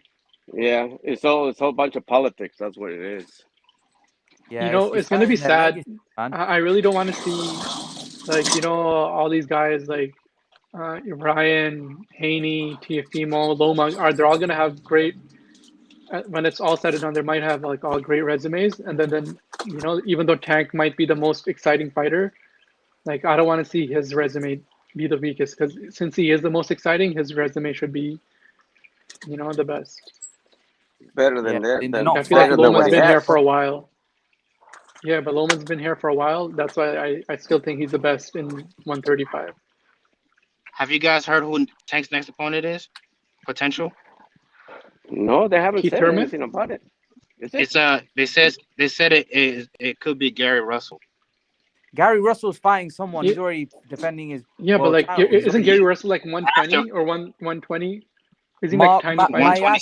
my Sago. I think he's fighting. Gary Russell's fighting Mark Masago. That's a tough fight, by the way, Yeah, Yeah. yeah, yeah. for It Gary is. Russell. I rate Gary Russell. I think Gary Russell's a great fighter. Yeah. Gary But Lomachenko Russell. beat the like, shit out of Lomachenko's like an unreal fighter. I seriously Yeah. think he's still the best at 130, 135. But like, I think Gary Russell is like too small. Like, isn't he a weight class smaller than what Tank's fighting right now? Yeah. I think Or Gary two weight Loma. Russell classes I wanted to ahead? think. fight Crawford. Yeah. Who? Gary Russell wanted to fight Crawford. He said, "I'll break him down." They Yeah, got yeah, it. They yeah, got into right. a fight when they were younger. They got into a fight like in the bathroom or something. Apparently, Gary Russell punched him in the mouth, and they had to hold him back because Crawford has a huge temper. I think he would have Yeah, killed him because back Yeah, then there's still like a huge size difference between them. Crawford will destroy him. Yeah. Too there's much no way size. Gary Russell's gonna even like step in the ring to spar Crawford. Like, I don't Yeah, think so. Crawford. Yeah, Crawford's Yeah. he's yeah. ruthless in the ring. Crawford's like, yeah. Hey I guys. feel like apparently Russell's got some good brothers. Antoine Russell. Steven goes on about him a lot. Apparently, that guy's a killer. Yeah. I've never seen Hey him fight. guys. 140. Can you guys hear me? Yo, someone's saying something. Yeah, Yeah, yeah. yeah. Miguel, Yeah, we can guys. hear you. Hey, yes. Hey, nice talking to you guys. I need to go get back to work. And No you guys worries, have a Miguel. Merry Christmas and a Happy New Year. Yeah, you Okay. too. Have a good Christmas, You, Miguel. it was nice talking to you guys. Take And care, keep it up. Miguel. All right. Bye bye. Take care. Bye. Yeah, apparently, Gary Russell, his brother, Gary Antoine Russell, is really, really good. Yeah, I've never seen him fight, so I have no idea. I don't even know who he is. But Yeah, he's a really good 140 pounder. The problem is with these, yeah. with Gary Russell and that, they don't fight a lot, man. They need to fight more. They're very inactive. Do Yeah, you know what I mean? Very, honestly, I don't very even know inactive. when the last time Gary Russell even fought. Like, who was his Long last? time When ago. was his Long, last long fight? time ago. Yeah, see, that's what I'm saying. Like, if he fights Tank next, like, I feel like, come on, man. One, he's weight class is smaller than Tank, and two, he's been so inactive. Like, why would you even, like, he should like fight someone the same. Like, I feel like Tank will kill that guy. Yeah, yeah, he would. Not He's kill too. him, but like, I think he'll knock him out. Sorry, I Yeah, don't want to be didn't too rude. Tank knocked out Leo Santa Cruz? You know what I mean? He battered. He Yeah. destroyed him with one punch. But that was a good fight though. That was Yeah, actually it a fun was. It fight to was. watch. But like, everyone knew because like Leo Santa Cruz. But I don't mind Tank fighting him because Leo Santa Cruz called Tank out. Those Mm, fights are okay because if someone else calls you out, like when Mikey called Errol Spence out, then that's what Mikey. Then that's on Mikey, right? Not on Errol. That he's fighting a short, smaller guy. mm, mm. Yeah, So, I but that just was a I don't know. Sorry, go ahead. No, go on, go, EK. You can go.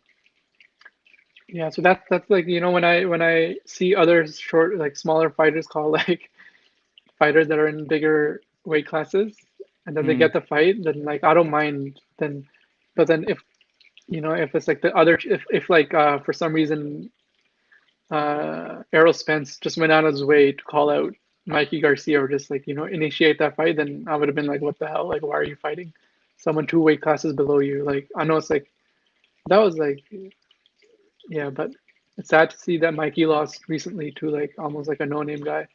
yeah, he did. Yeah. Do you think Mikey's done?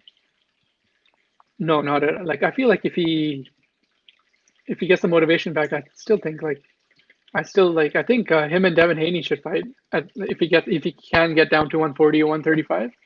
That'd be a good fight. But Mm, like if he does make that weight, if he can, like if he's dedicated enough to make 130, 140, 135, 140, then I think that's half the battle because mm. you have to work hard to make this weight. That's why I think he stayed at 147 because he didn't like to What do you work think hard. of Crawford Not and Danny Garcia? Crawford and Danny Garcia. Yeah, I think Crawford. I mean, I just want to see. I don't care about any other fight than Crawford and Spence, but like, it's a good fight. But Mm. it's not something I think about. Steven, you there? Steven? No, I don't know where Steve. So you think who would you like to see Crawford fight next? Yeah, I think like everyone Spence, but if it's not him, like I wouldn't mind. If he gets a fight, which won't happen with like Boots Ennis or Vergil Ortiz Jr. I still think those two guys are killers, Mm. like upcoming killers, and like Who wins? Who wins, Crawford or and Ennis? I think You know what Crawford I'm gonna right now. say. Crawford. Yeah, what rare breed? I know what rare breed's gonna say. Do you think Ennis beats Crawford then? Rare breed. Yeah, he's basically a bigger version of Crawford, Yeah. in But my not Do you right think opinion. it's now. I not? think Do he's you too think it's not young. early? Do I you think think it's he's a bit younger. early? No. Yes. Do I think he beats him early? No. I said, do you think it's not a bit early for Ennis at this point? No, he's a special talent. Mm, Every 20 years or so, you have that once in a generational talent like Roy mm-hmm. Jones and Mayweather. I think Ennis is cut from that same cloth. Right. He's But special. don't you think like Crawford is special too? I think Crawford's special. I think Crawford is a great fighter, like an all-time great fighter, but I wouldn't say special. Like there's only a few guys, select guys that you could say are. Hmm. Yeah, but What? I still think like like even if it's a close competitive fight and like Boots Ennis loses, he can still like be an all-time great and special. I think right now it might be too early. No, I don't know.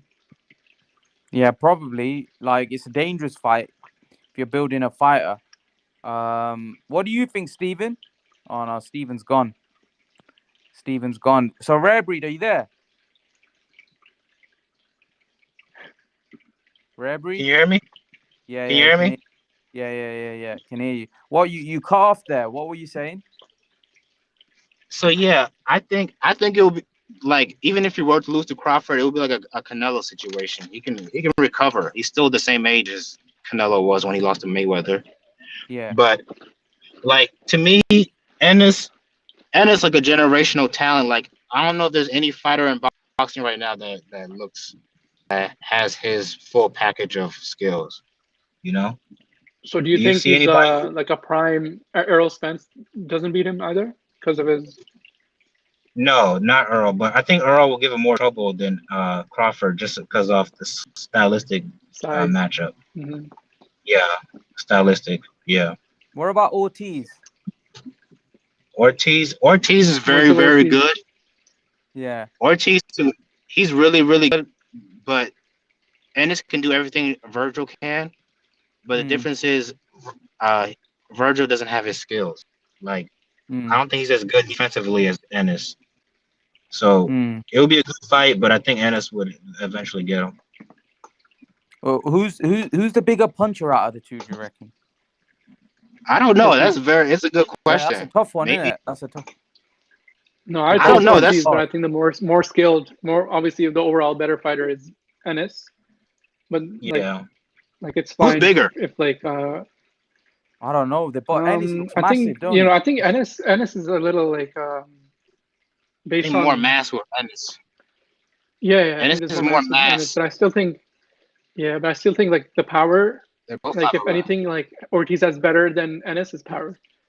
Like, Yeah, but I think Vergil Ortiz is like he's his ruthless. He's work like rate. the most aggressive fighter, other than obviously I wouldn't say like like when Wilder gets going he's crazy, but like like even his jabs, like what's this called? Vergil Ortiz, like everything has power. It's crazy. Like he's But really you got fun to to be watch. careful. He's like the like Yeah, that would be a good fight. But Ortiz wouldn't just be able to just walk down a guy like Ennis.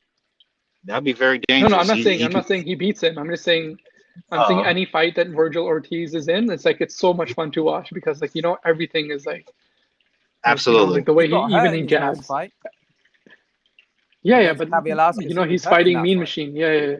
Yeah. But he even but that's okay. I feel like all these young fighters, they like Ryan got hurt, Devin got hurt, Tiafimo Did like you got dropped.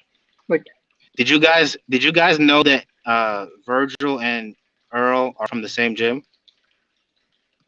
No, I didn't yeah, know. when they were younger, yeah. Yeah. But like Yeah, Virgil, that's yep. Virgil and That's why they're Ennis. Oh both no, so isn't good. Virgil? No, wait. And Spence. Virgil. No, it's Virgil Spence. and Spence. Spence. Yeah, there you go. Yeah, Spence. Yeah. Yeah. But like That's Virgil was why like they're a both so baby. good. Like he was like soup. Yeah. Virgil was like a small child when he was in that gym. Yeah. Like he was But in that's why they're both so like good. elementary school. Yeah. That's why they're both so good going to the body. And like with Virgil going to Reynoso now, I think you get even better because like the I don't know power if that punching and wasn't like no, I don't think he's going to Reynoso because they figured that Reynoso has too many people in the stable. Like he's got Sanchez, no, he's but like got Ryan Garcia. yeah, but you know what I would say, like if because Virgil's such a good talent that like they should like if they have to like let someone else go, like Yeah. they should have done like I obviously it's hard, it's a business, but like I feel like Ryan if a Garcia. fighter like that comes to no Yeah. It's too much money to be made off Ryan Garcia to let him go, and he's actually people I think he gets more hate than he should. He's He's like talented. that fight, yeah, the fight with Luke Campbell like was really good I think, I think Javante and would like knock him out though. yeah, I'm not saying like he's unbeatable. I'm just saying he's still good.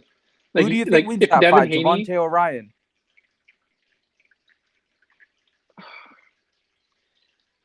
you know what? Like I want to see Ryan get back and have two more fights. So in the group, if you say right now, like obviously Gervonta, but I think overall Gervonta would win either way. But like since Ryan's been out for so long and he just had a hand operation, I don't think he should be. He's trying to fight. You know what? The Cruz guy that Tank just fought. They're Yeah. trying to make a fight with him. Yeah, they are. Yeah, they Cruz are. versus But Ryan. So I don't know. I just feel like Ryan, like if he wins a couple of fights, I think he's really good for boxing because he's so exciting and like he has power, and he is beatable. So I think it's good. I personally think that Ryan Garcia might be the weakest out of the other lightweights. To be honest, I'd probably say Loma, Javante, Haney. Who's the other one? Remember, Shakur Stevenson's a great talent as well. But he's not in 135 yet. Yeah, but he's Like gonna move up soon, don't you think? Yeah. But by the time he moves up, like Devin might move up. Like these guys are all getting big, like older and bigger. Like Yeah. I'm pretty sure no one's gonna stay at 135 forever. Do you think he But beats more Shakur? Shakur, I don't think he beats Loma. I think Loma right now could beat him. But like obviously by the time he gets up, Loma will be older. Maybe then. How good do you think Shakur Stevenson is? Or he's gonna be all time. I think he's like a special talent too. but I think Yeah, so Loma's way better than him right now. yeah, I'd say Lomachenko's the best lightweight without question. But I I think think I think even if to be honest, I think if Ryan were to fight George mm, Kambosos, I think mm, Ryan could knock him out. But right now, I feel like George, if I was George, like get yeah, another big win from another top five guy.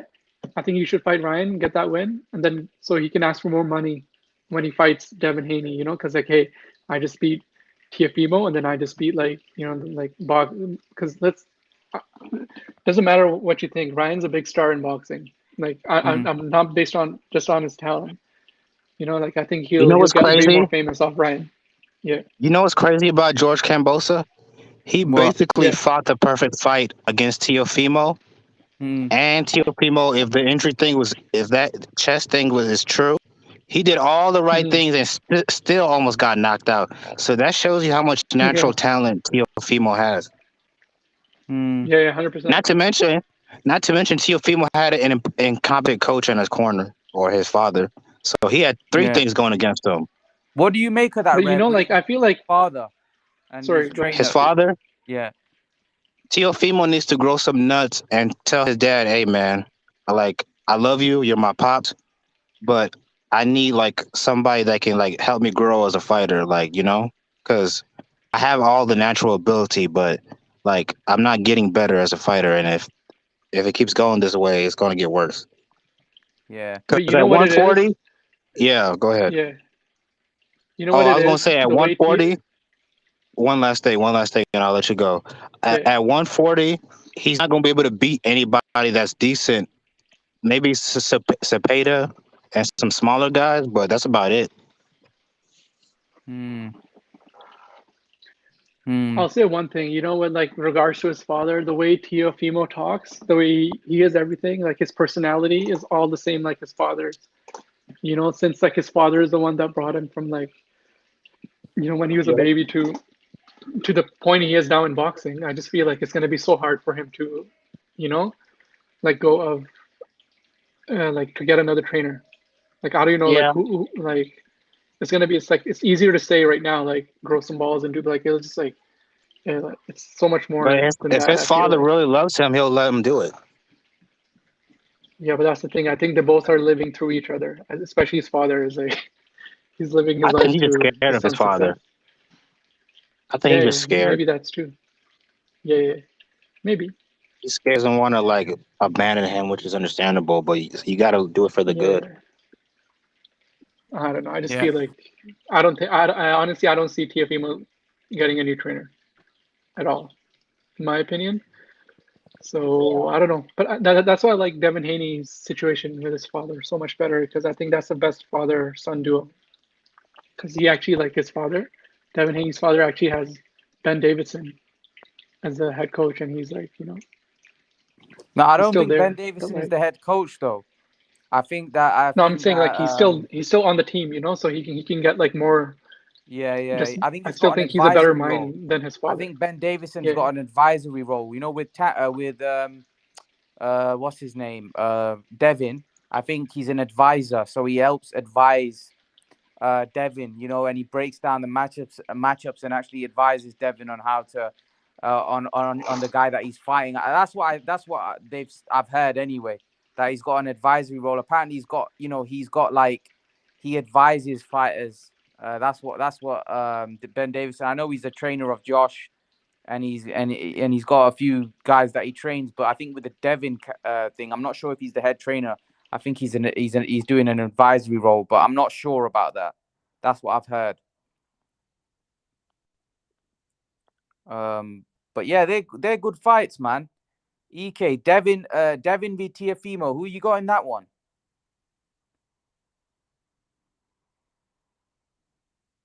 EK, guys, you there? Rare Breed, you there? You hear me? Yeah, Devin v Tiafimo. How do you Okay. see that one going? I think Devin will win that fight just off. I think he would outbox Teofimo. I think that's why they never wanted that fight to begin with. Devin was the only one pushing for that fight. Yeah, Teofimo, I'd although have to.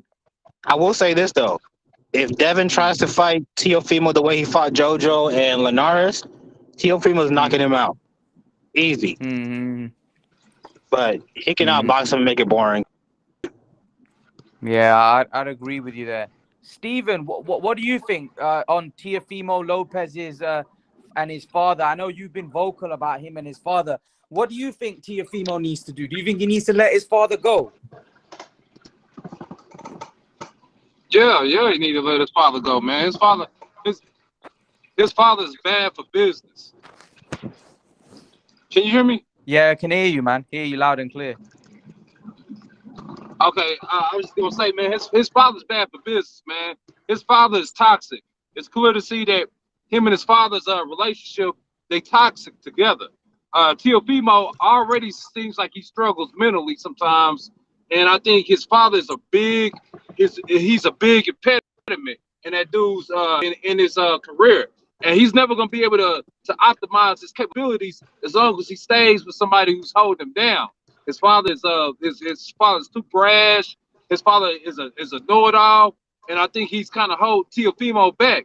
Now Teofimo get with somebody else, say for instance like another like Ronnie Shields. I think somebody like Ronnie Shields would be good for Teofimo because Ronnie Shields gonna have that balance, or even Vergil Hunter, one of them two. But I think he do need to let him go, man, because as long as he stay with him, I just see his mind. His mind is not there. What you think? Yeah, I'd agree with you, man. I think his fault. Yeah. I do. I think Teofimo. Yeah, man, that was a bad loss, man, against Cambosos. I can't. Like, It yeah, it was was a a bad bad. loss. It was a bad loss because you know what? Number one, Cambosos wasn't no sucker. He wasn't no sucker, and Cambosos come from a good line of he sparred with Manny Pacquiao for a long time. He just knew his way around he knew his way around the ring, and I think Teofimo got cocky. You know what I'm saying? Teofimo got cocky, started speaking more than what he believed. And he got in there, he got hit, and when he got hit in his mouth, it kind of like changed the game up on him. He was like, oh, wow, I didn't know Cambosos was like this. And Cambosos is skilled. So I think he just kind of, it's a bad loss for him. Is it something that's he can't overturn and he can't come back from? Sure he can, because Teofimo he's a beast. Teofimo is a world beater, but I just think that he's just gonna have to get some things straight, man, before he try to box. Maybe he needs to take a couple of years off of boxing. You know what I'm saying? Get back. You know what I'm saying? Get his mind right. Everything happens so quick for him, man. Yo, guys, I have to leave. I hope you all have a great day. Peace. Yeah, take care, EK, All right, man. Peace. Yeah, I really want to see Teofimo what he can do, man. I really want to see whether he can get back to get back to the top. At 140s, there's some hard fights for him there, man. Josh Taylor, Zepeda, Ramirez. How do you think he gets on in the 140-pound division? I don't know. It ain't looking good for him at 140, man. 140 got all the beast in it. You know, Josh Taylor, Regis Prograis, Gary Anton, Russell. I mean, he ain't gonna make it there. His sweet spot is gonna be 135. His dad He said just ain't gonna make it there, man. His dad said Teofimo's the only one that can go up and stop Canelo. His daddy. Yeah, his dad. You want to talk about crazy? You want to talk about crazy? His daddy is crazy. Yeah. I don't know who. I think his daddy may be a little bit crazy than Danny Garcia's daddy. What you think? Yeah. Man, his daddy is crazy. Danny Garcia's dad's calmed down now. After a few losses, he's gone a bit calm. Before he was way off there. Because they've been eating that humble pie, man. They've been eating that good old humble pie for a minute. So they kind of simmered down a little bit. But Teofimo Lopez father, Teofimo Lopez Sr., that dude is crazy, man. He about as crazy as Bomac. Yeah, Bomac's crazy as well. Bomac's is Yeah, crazy. Little Penny's in the Bomac. house. He like, what's up, little Penny?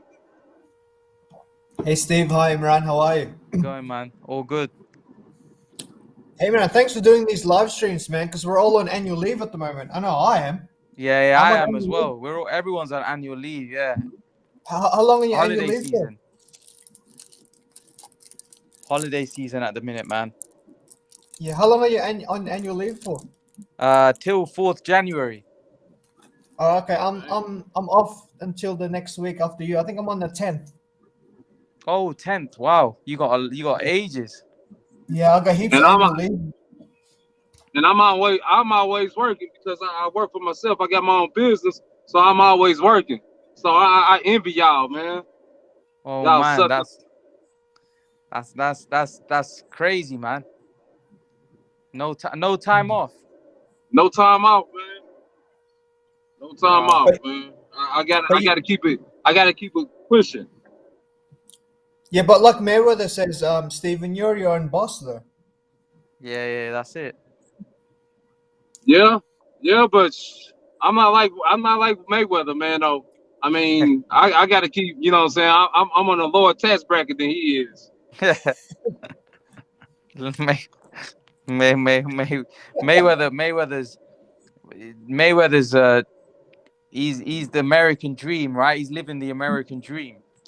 Yeah, Yeah, he is. he is the American dream. I'm trying to get the American dream, man. It's kind of hard for me. I'm living an American nightmare right now. Imran, it's Oh, interesting. Go Imran, on. it's interesting how Mayweather generated all of those pay-per-views. I mean, he's got so many like over 1 million, and he's got like 2 or 3 that's over 2 million.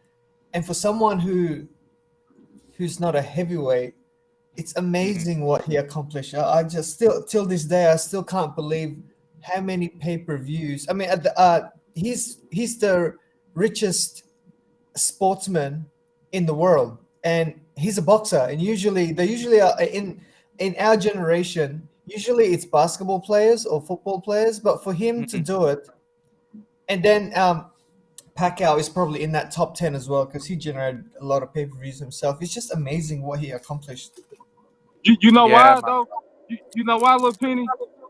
Because Mayweather, Floyd, like him, love him, or hate him, Floyd got a lot of charisma. Floyd he's a showman, and he's just not the let's take for instance, let's take Earl Spence Jr.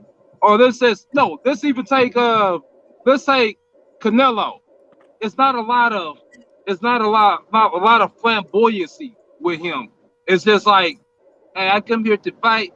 I'm gonna fight. I'm gonna do this, that, and the third. Whereas with Mayweather, he went outside the Call of Duty and he promoted himself. He marketed himself, and more importantly, he bet on himself. See, with Hoya, he put everything on the table. That was do or die for him because if he beat the money man, he was gonna become the money man, and that's what ended up happening.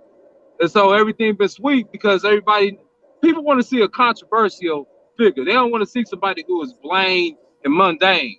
Don't y'all agree? Yeah, man. Yeah, he captivated the audience. You know what I mean? I still don't think. I think Floyd was a lot bigger in the United States than he was globally. Because he just fought in America. I don't think he was as well known globally as like your Mike Tysons or your Ali's. They were more famous than him, but yeah, in terms of financially, Floyd did well. He took advantage of his he took advantage of the boxing audience. He knew how to market himself.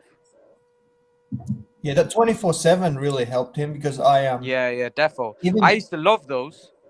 yeah, and Yeah, me even too. basketball players were like whenever because I used to watch NBA TV, and even Shaquille Mhm. because the panel was asked a question which sportsman do you like to watch, and some people other than basketball, right? And Shaquille O'Neal and Charles Barkley and I think Kenny Smith. There's three of them. So 3 of the 7 panels said Floyd Mayweather, and they said because they said he's exciting. Now I don't think that because those guys aren't boxing heads like us. We all know Mayweather's not exciting in the ring, but he was super exciting outside the ring with the HBO 24/7 episodes. Yeah, Yeah, defo. he was all. I mean, he was the first one to do it, man. And the thing. One thing I do like, because there's no Mayweather that much. I don't care for him as a boxer that much because I feel like he did a lot of maneuvering that was good for his business, but not me as a boxing fan. I wanted him to box more, fight, have more meaningful fights. But one thing I will say about him was he did it all. He did it the clean way. You never heard about Floyd, doing drugs or anything like that. He really was the quintessential picture book perfect boxer outside of the ring in terms of how he lived his life. He didn't do drugs. Had good discipline. He had a good work ethic. That's one thing I will say I admire about him. Yeah. Something Hey, that went Ray. all wrong for Tyson, wasn't it? Oh man, Tyson, you never know what you was gonna get, man. If he ain't eating your ear, if he ain't cannibalizing you 1 minute, he talking crazy the next minute. If he ain't talking crazy the next minute, he putting hands, he whooping somebody, outside the ring. It was bad. It was real Hey bad. Ray. Hey Ray. Hello. Hi Ray. Hey Hi, how you Steven. doing? Yeah, What's good, up, Ray? Hi, how you doing? You okay? Yeah, man, I'm chilling, man. Yeah, how you doing, little Penny? You okay? Yeah, good, Ray. Hey Ray, I just want to make a quick point. Dan Rayfield said that about Floyd. He said that he had a chance to select either like the good boy or the bad boy in boxing, right? And obviously, we all know he chose the bad boy. Mhm. But Dan Rayfield said that had Mayweather won the gold in the Atlanta Games, he would have chosen the Sugar Ray Leonard route. That gentleman type. You know what I mean? That corporate, because Yeah, like Mayweather is marketable, but because he lost the gold. I think he won bronze from memory. Bronze, yeah, he won bronze. Yeah, and the fact that Oscar De La Hoya won the gold, and he was more popular at that time. In the he was the one that was generating the 1 million pay-per-view buys. He chose the bad boy route, and I was just wondering if Floyd did win the gold and he chose the good boy route. Do you think he would have generated all those pay-per-view buys or no? Probably not. But then again, Yeah. it's a backstory, isn't it? I mean, you're forgetting that Oscar De La Hoya had his mom had cancer, didn't she? Yeah. So these are the I forgot stories. about that. These are the stories you can't buy. We had a similar one in England. We had a boxer called Anthony Ogogo who signed with Golden Boy. His mum had cancer. He had a bad shoulder injury and he got bronze. And he became, he got lots of attention. So it's those kind of backstories which the public, the casual fans buy onto. You can't really buy and make up. So you've got to consider that, and also you've got to consider what happens during your career. Sometimes these Olympians fall and lose the way, but what you saw with Roy Jones Jr. and Floyd Mayweather is they got better. They got better and better, and I think I keep going back, with it with Stephen. That point when he left Top Rank was the deciding factor because Floyd could have took a nosedive for his career, but he didn't. He got stronger.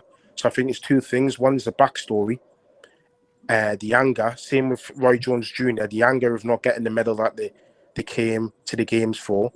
And then, the split with Top Rank. You'll see the same with Michael Conlan. I don't think Michael Conlan will get anywhere near as what these guys achieved. But when he stuck his fingers up at the judges, all of a sudden there was that interest in him, that backstory, that eagerness to see how he gets on with his career. Floyd and Roy Jones Jr. had the same thing. Yeah. But Ray, Yeah. Roy Jones Jr. didn't choose that bad boy image. You know what I mean? Where you know what I mean? Like he chose more the layer rent route. To be fair. Well, I don't know, because he had the Yeah. rap career going on and that kind of stuff, and he wasn't exactly like Joe Calzaghe, was he? No. No. What about AJ? AJ chose the good boy image. Yeah. Well, I think AJ was different. I think AJ, again, it's backstory. AJ was arrested for drug dealing, wasn't he? Yeah, he He was was. taken Yeah. off Team GB, so I think he pretty much had to take the good boy route. To Wait a get the minute. AJ was a drug dealer. Yeah, I didn't know it that was low either. level though, Yeah. Stephen. It was low level. He got done for possession of cannabis. So the Oh, UK no. laws are a little bit different than what they are in the States. You would get into trouble for that. So he did do that. He got taken off Team GB, and anyway, he worked his way back on. He did community service, and then when he won the gold, in my opinion, he had to do it because of the sponsorship deals and the money being thrown at him. He had to play the good boy route. You see, when you win the gold medal and you get that level of money thrown at you, you have to play that good boy route, because otherwise you ain't getting that top money. If Is you he don't being medal, fake then? Is Dylan White right, Ray? it depends, because Dillian White is talking about street credibility and his Nigerian heritage. I'll give you an example. With you'll understand this, having a Pakistani background, Imran. Me having a West African background. Some people of our backgrounds, they don't always go by their original names.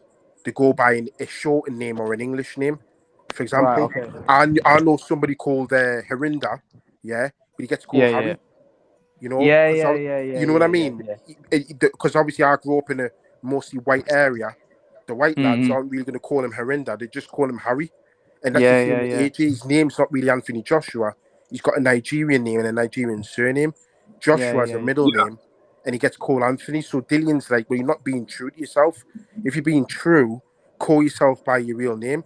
You could go back to Muhammad Ali, call yourself by your real name. Don't call, Yeah, but and if his name's very hard to pronounce, then it's obviously I don't see how, like if he's got a name like, just for example, Family, just say Femi or whatever wherever yeah, his name is yeah. real. If it's really hard to pronounce, he's living in the UK, so it's probably better him having that name than other people struggling to pronounce his name. That's probably the way you look at it. I don't know. For marketability, Yeah. But this is my point I was making just there. Some people with like long names go for an English shortened name. I'll just give you that example where my mate Harinda there. I'm not saying that's the right thing to do, but that's what Dillian White's coming from. He says, well, you're not even calling yourself by your real name, What about like Joshua Bugasti? What did he? Boatsy. Yeah. Yeah. What about him? Did he choose the bad boy image? I don't know. No, I he's don't good think boy. Boatsy goes to church. You see him praying Yeah. before he enters the ring. You see him praying when he's in the. He reminds me a bit like he's almost a bit like Andre Ward in terms of he's got he is, that really, I mean, Andre Ward calls himself son of God, but Boatsy's really religious kind of guy. He's always, he always, when you hear his interviews, he's always talking about God and that kind of thing. So I can't see he's gone for that bad boy route. And again, I think he got a bronze, if I remember rightly. he did, yeah. So again, I think a lot of it with the Olympic boys, I think a lot of it comes down to the sponsorship deals and kind of stuff.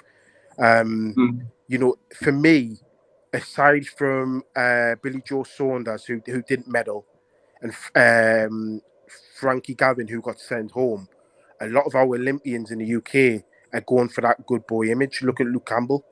In the women as well. Katie Taylor's the prime example for women. Again, very, very religious girl. Her parents separated. It was very, very public. She didn't mention it. That kind of thing. So, Dillian White, obviously very street. He came up the hard way. He was a kickboxer. He was in K1. He came up through the white collar route and then he got into boxing. So he pretty much thinks that Anthony Joshua's got it all easy. So that's another gripe that he's got. He's a little bit jealous of Anthony Joshua's success, but that's just the way it is. You know, in this day, going back to what Little Penny was saying originally, marketability is important because that can pay you more than what you get paid for fighting. But Ray, Yeah, I for think sure. Look Ray, at I Derek think Chisora. Yeah. Derek Chisora. A lot of people would say he's a good, like gatekeeper at world class level, but that guy's made more money than world champions.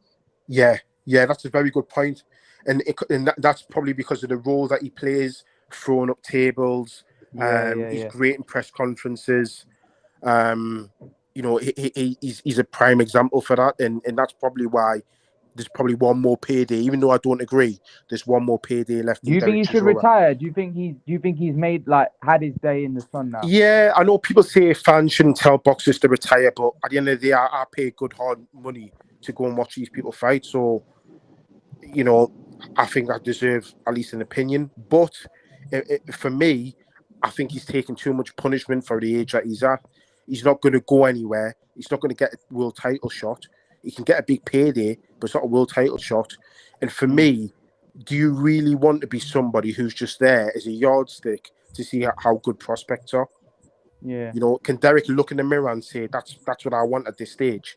I feel kind of the same way about Deontay Wilder, man. I think he took so much punishment from those last two fights, three fights, man. I'm concerned about the guy's health, man. I don't want him to get hurt in there. Yeah, I would. You see, the thing with Wilder is, I think Wilder can beat most of the other heavyweights. I don't. Yeah. I think aside from Fury, we all have our opinions about Joshua. I think he beats Usyk. I think he'll catch Usyk.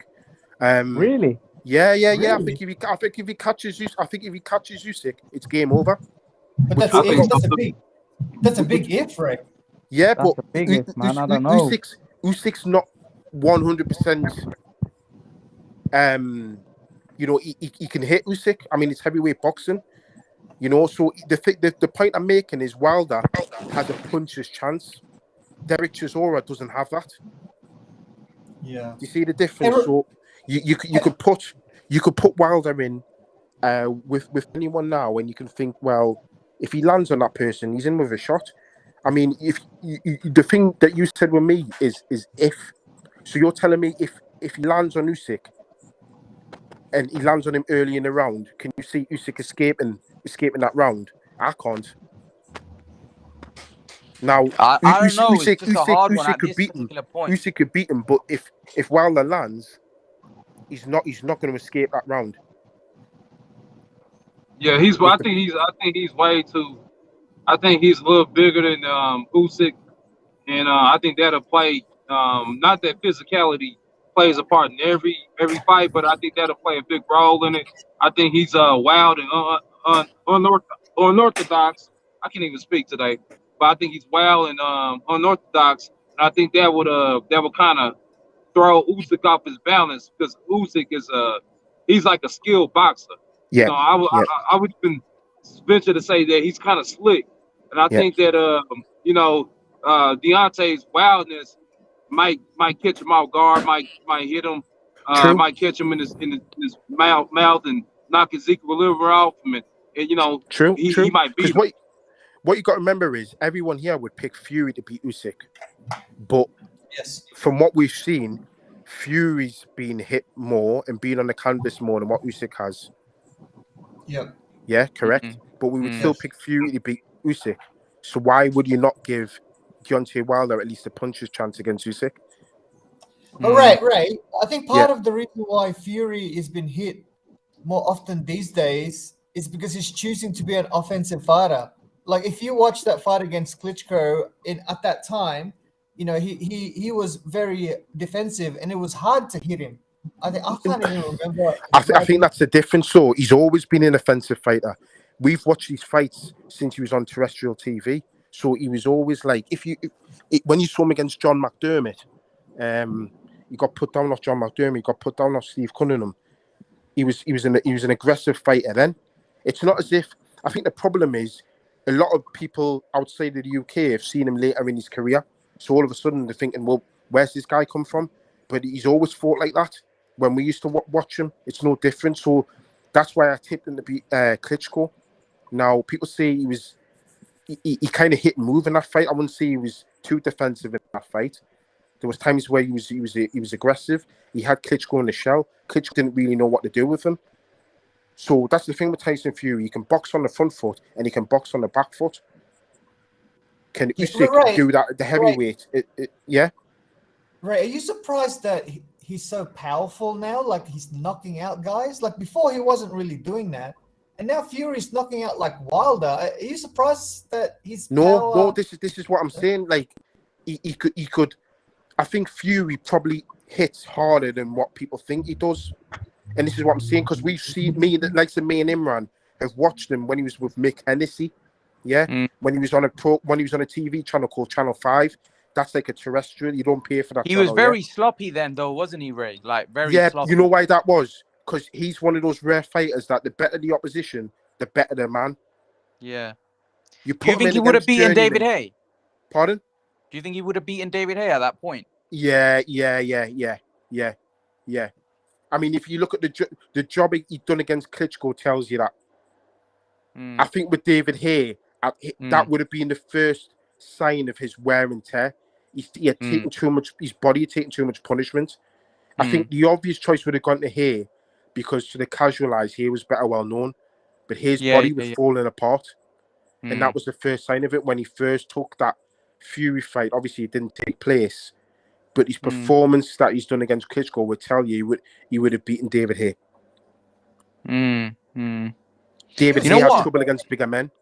He was injured. Haye was a really good fighter. I thought Haye's style would have always been difficult for Fury. I don't know. It was styles make as we say, styles make fights, and that style may have been a problem for Fury. Ray, I don't know. He's one thing I noticed about David Haye. He wasn't very good at closing the distance too much against somebody who was bigger and knew what they were doing on the feet. It's all right talking about the Valuev fight, but Valuev was what he was like he was a tree. I want to use like Christian uses the term statue, and I don't like that term, but Valuev was literally a statue. I've seen Mill turn quicker than him. He was terrible. Put him in with someone like Klitschko who could move his feet. He didn't know what to do. He was dreadful. Good, now Fury's got, and Klitschko's got very good footwork. Fury's got better footwork, so you can do the math on that one. I just think that Haye was very explosive. He was so very explosive. If you were left in the pocket too long and you made a mistake, Haye would capitalize on you. But depending on what David Haye showed up, he had to be 100% free of injury. And David Haye, because he was so explosive, Alan Booth said on a podcast, he was always going into the ring with injuries because he was so muscle bound, so explosive. He was always having tears, and I think they got to a point where his body couldn't take it anymore. Is David Haye in the top 5 best cruiserweight fighters of all time? Well, in the UK, I think he's our best cruiserweight, definitely. Of all time, I don't know, because somebody said it last time I was on. I can't remember the term he used for the cruiserweight division, but he basically said it's a division that nobody seems to stay in very long. And I mean, you've got Holyfield in there. Usyk's got to come in there now. Of all time, I don't know. It's a tough one. I mean, for me, the guy he beat, the French guy that he beat. McCormick. Or that was a great win.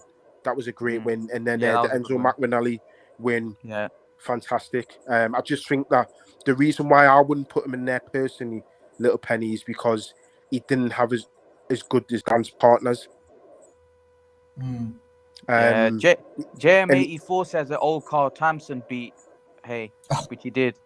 He did, but then I mean, and what it's not as if he lost 3 or 4 like that. He lost one. Yeah. He We lost regrouped, one. and Yeah.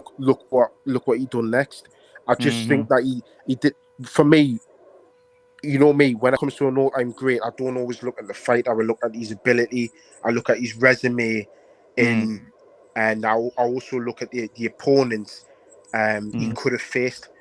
Like Yeah. somebody could be a very, very good fighter, but if there's other fighters he could have faced, but he didn't fight that, you gotta have question marks, because then the ducking argument comes in. With him, he Yeah. just didn't have his good dance partners. It's the Yeah. He same. It's the didn't. one thing I think holds Joe Calzaghe back. Great fighter, Yeah. absolutely Yeah. terrific fighter. But the difference between him and Froch is Froch had the better dance partners. He had the Yeah. losses, but he had it. But who cares if you lose against good fighters? Um, it makes a difference. Why people give Pacquiao's resume more credit than Mayweather's Yeah. Because in he's got terms of Morales, Barrera, and those exactly, guys now. Yeah. exactly. So you've got to think of that as well, little Penny. I mean, Yeah. David here in terms of ability, yes, but when you consider the overall package, including resume and who he could have fought, and the lack of quality opponents on that resume is such, then I would probably say no. But right, with Calzaghe, he did have an opportunity to fight the best of the best. But he didn't want to conquer America, unlike say Amir Khan, where he chose to go to America and conquered that side of the pond, and that's why he's got more of a decorated resume than Brook, because he chose to do that. Calzaghe had the same thing. But he chose to fight in Wales or Great Britain or wherever. You know what I mean? But he didn't, because there were a lot of fighters in and around his division that he could have fought in America, right? Well, it depends who you speak to. If you speak to Joe Calzaghe, he'll say it was Frank Warren's fault. If you speak to Frank Warren, he will say it's Joe Calzaghe's fault. So I guess we'll never get to the bottom of that. But definitely, you've got a point. He could have tested him. He came to America in the end, but it was probably too late. And Yeah, the it guys that he was. fought were way past the best. Well, Yeah. maybe yeah. Sorry, Imran, you go. No. Go. Little Penny, you go. You go.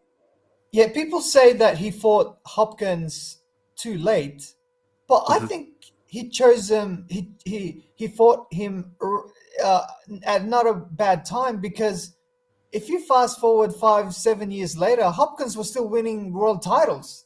So, like, I don't get that. Like, I don't know why people keep saying that. I do think that he fought Roy Jones Jr. a bit too late, but with the Hopkins one, no, I don't think so. But Well, again, I think Hopkins was beating guys when he was older that weren't that special. If I'm honest with you, like he was fighting that's lower. yeah. It's a bit like Imran will say this because I'm on Imran's Facebook, which you guys should all be on, by the way. But the point I want to make is about Nonito Donaire. I go on Ooh, about yes. Nonito Donaire's having this Indian summer, but aside from the Inoue fight, the guys that he's fought haven't exactly, Yeah. they haven't been spectacular. So Yeah. although we're saying he's having an Indian summer, you've got to think, well, who's he fighting? If he Yeah. fights He another got beat five, by Carl Frampton, Nonito Donaire. exactly. And then Carl Frampton was absolutely. I mean, me and you watched that fight, Imran. We did a watch along when he Yeah. We fought did the live. Jamel Yeah. Herring, and he wasn't in the fight at all. So Yeah. this is the thing. Little Penny, so well, good and say it all. He's won world titles. Yeah, but against who? Yeah, You know what I but mean? Ray, that wasn't Nonito's weight class. 126 is too big for him. I think that Frampton fight in Belfast wasn't that at 126? Yeah. It was Yeah, that but That's heavier not weight. Yeah. yeah, that's not Yeah, his but weight you could class. say Donaire's too big for the guys at 122. He looks massive. He looks like triple the size of those guys. yeah. The last fight, he looked a weight class above. Yeah, he did. He looked a weight class above. But So Ray, he did fight Nonito's, because I follow a bit of Nonito's career. mm. He did fight the best of the best at that time. Like, I remember Montiel was one of the Listen, he fought Victor Archinian. Yeah, I know he did at that yeah, time. I know he did yes. at that time. But what I'm saying is now, like people are Oh, you're saying, talking even right me, now. I'm saying he's having an Indian summer. Yeah, great, fantastic. He stopped the European kid that was highly rated, and he's in his last fight as well. He's looked spectacular. But these aren't kids that are world beaters, really. Hooray, he Nah. fought Inoue in Japan. Yeah, that's why I said about 5 minutes ago, aside from the Inoue fight, due to fights that he's fought, they're not world beaters. So that's why I Yeah. said if he fought Inoue 5 times, he still gets beat.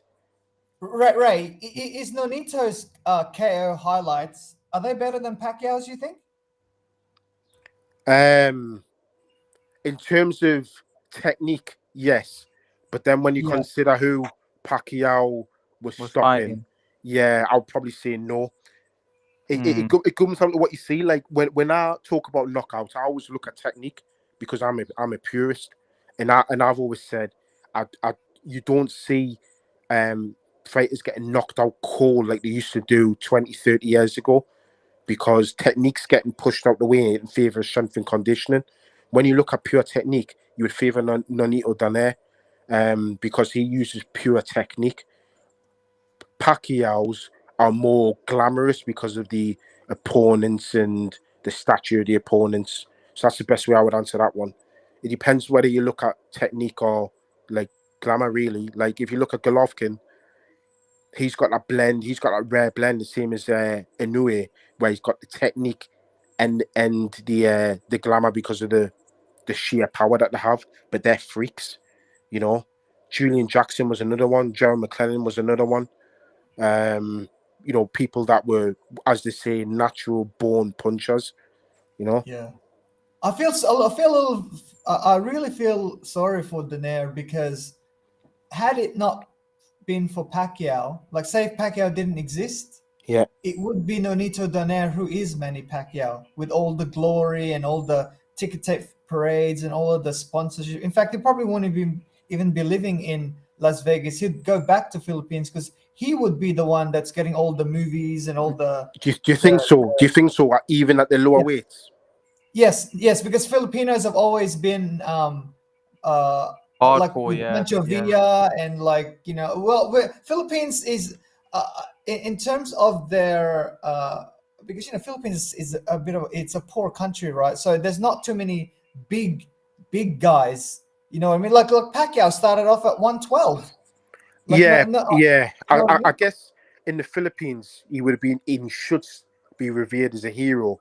I'm not too sure that level of Nah. adoration would No, be the translated across the world. Yeah, right. People respect Donaire in Mm. Philippines because, you know, obviously he's Filipino and he's a very good fighter. But I don't think he's loved there, because even Pacquiao doesn't really endorse him. It's only really lately. But when in Nonito's prime, I never saw Manny say, "Hey, let's watch a Nonito fight," or he never congratulated him. Like, you know what I mean? Like, I saw this because I'm Filipino, and I was watching both of their careers. Manny never endorsed him. Never. Mm. It's a shame because I think Donaire's going to go back and we're going to look back at his career and think he didn't get anywhere near the credit he deserved. Yeah. And that's what's Yeah. sad about some people's careers. I mean, had he been any other sport, he would be, he would, you know, he'd be probably a very high earner, and he'd be revered. But he doesn't get that, and that's a shame. I like him, you know, and I really want him to get that fight with Casemiro. You Yeah, that'll be a good Ray. fight. You know, Ray, with Donaire, he was one punch away from knocking out that who's the Axe Man? What was his name again? Walters. Walters. Yeah, Walters. I don't know Yeah, if you noticed that, but I think in the second round he was about to put him down, right? And he was really like wobbled. And had he won that, he would have. I think he would have won. He would have been like a unified, because I think Donaire was the WBO champ at that time, and Walters was the WBA. Yeah. Had he knocked him out, oh man, that would have even elevated his career even more, because Walters is so big compared to Donaire. Walters is more like a super featherweight guy.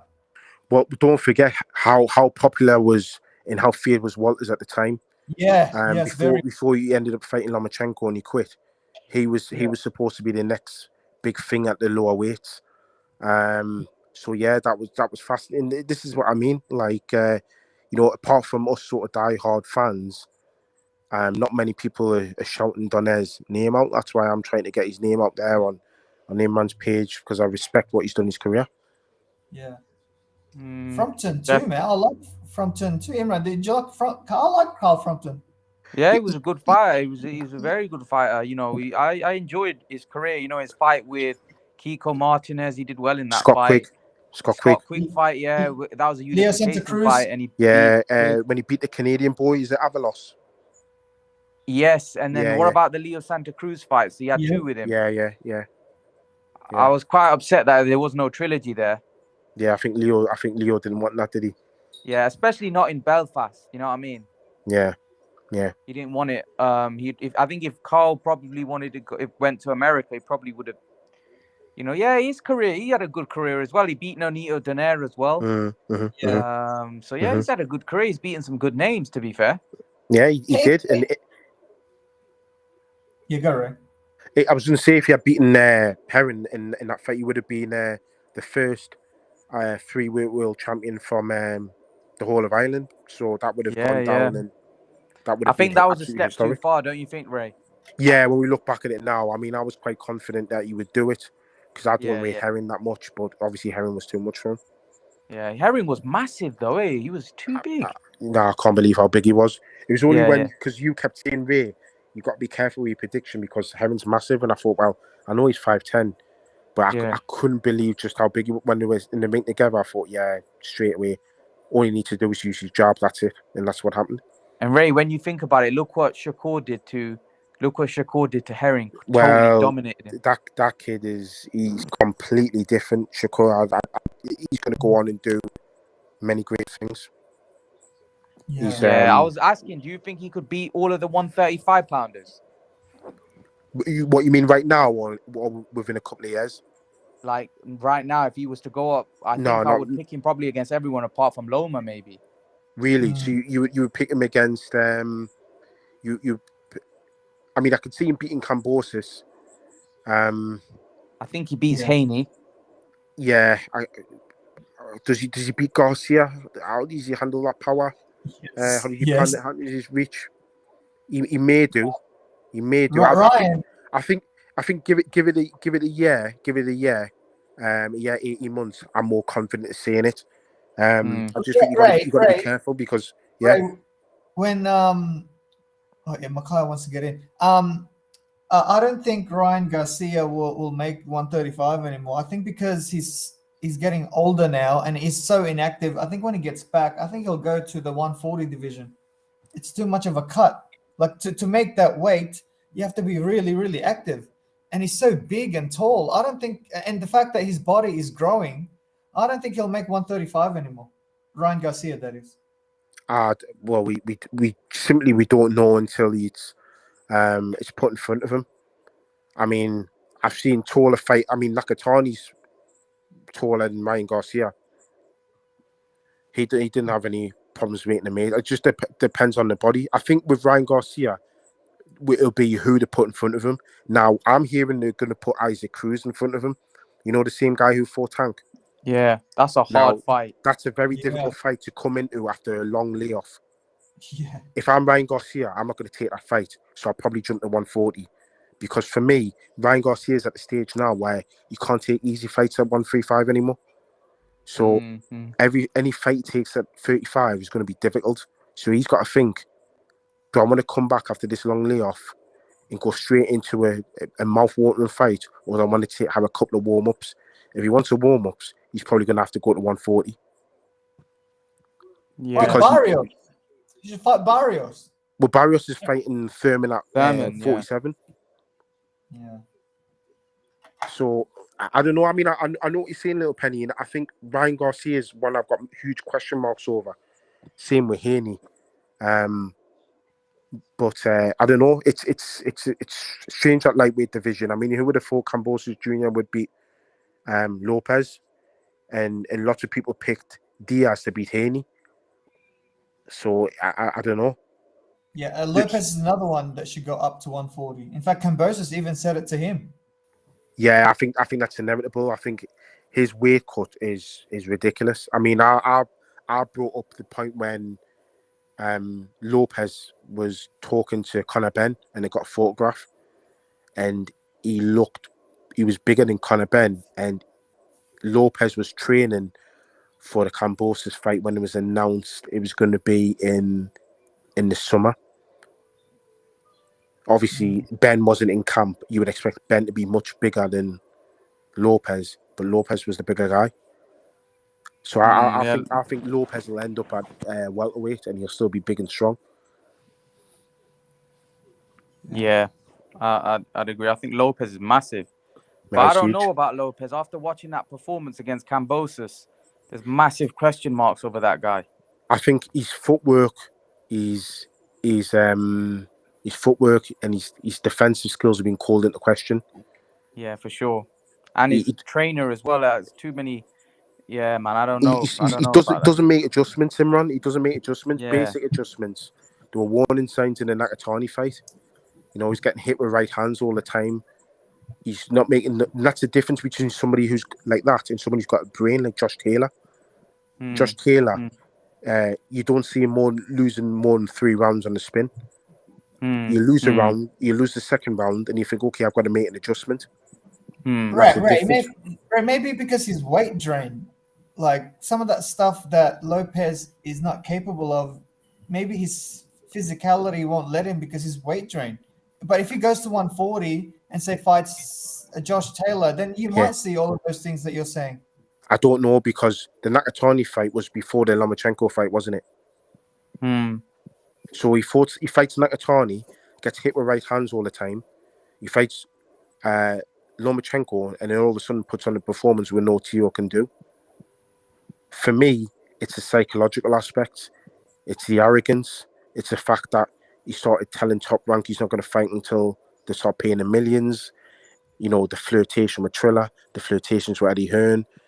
You know, start calling himself undisputed. All this kind of thing. Start talking about himself. He compared himself to Muhammad Ali at one point. Yeah. So it's the psychological aspect, Little Penny. Like if he sorts that out, he gets himself humble again. Starts talking about the pre-takeover Lopez. Then I've got time for him. But when he starts thinking he's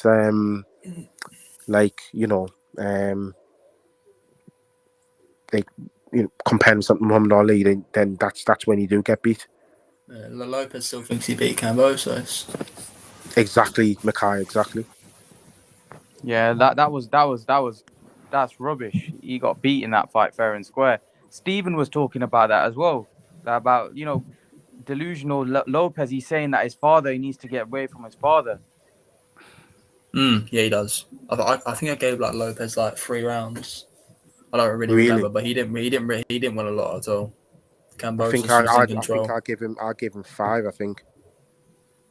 I think I gave him I think I gave him 3. Yeah, he didn't really look too good at all, man. No, he didn't. No. Especially with such a heavy favorite to win as well. He just, yeah. He overlooked him. He overlooked Kambosos. I mean, it showed us how he was trying to fight him, just trying to bully him and everything, doing the same combo, just lunging in. He was just overlooking him. He was over reliant on his power, Mackay. He generally thought he was arrogant enough to think if I touch him with my right hand, he's gone.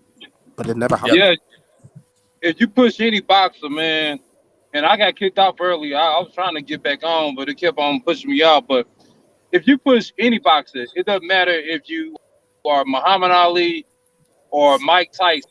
If you apply pressure and you keep them concerned about your power, you got a chance of winning. And that's the same thing that happened with Teofimo and Loma.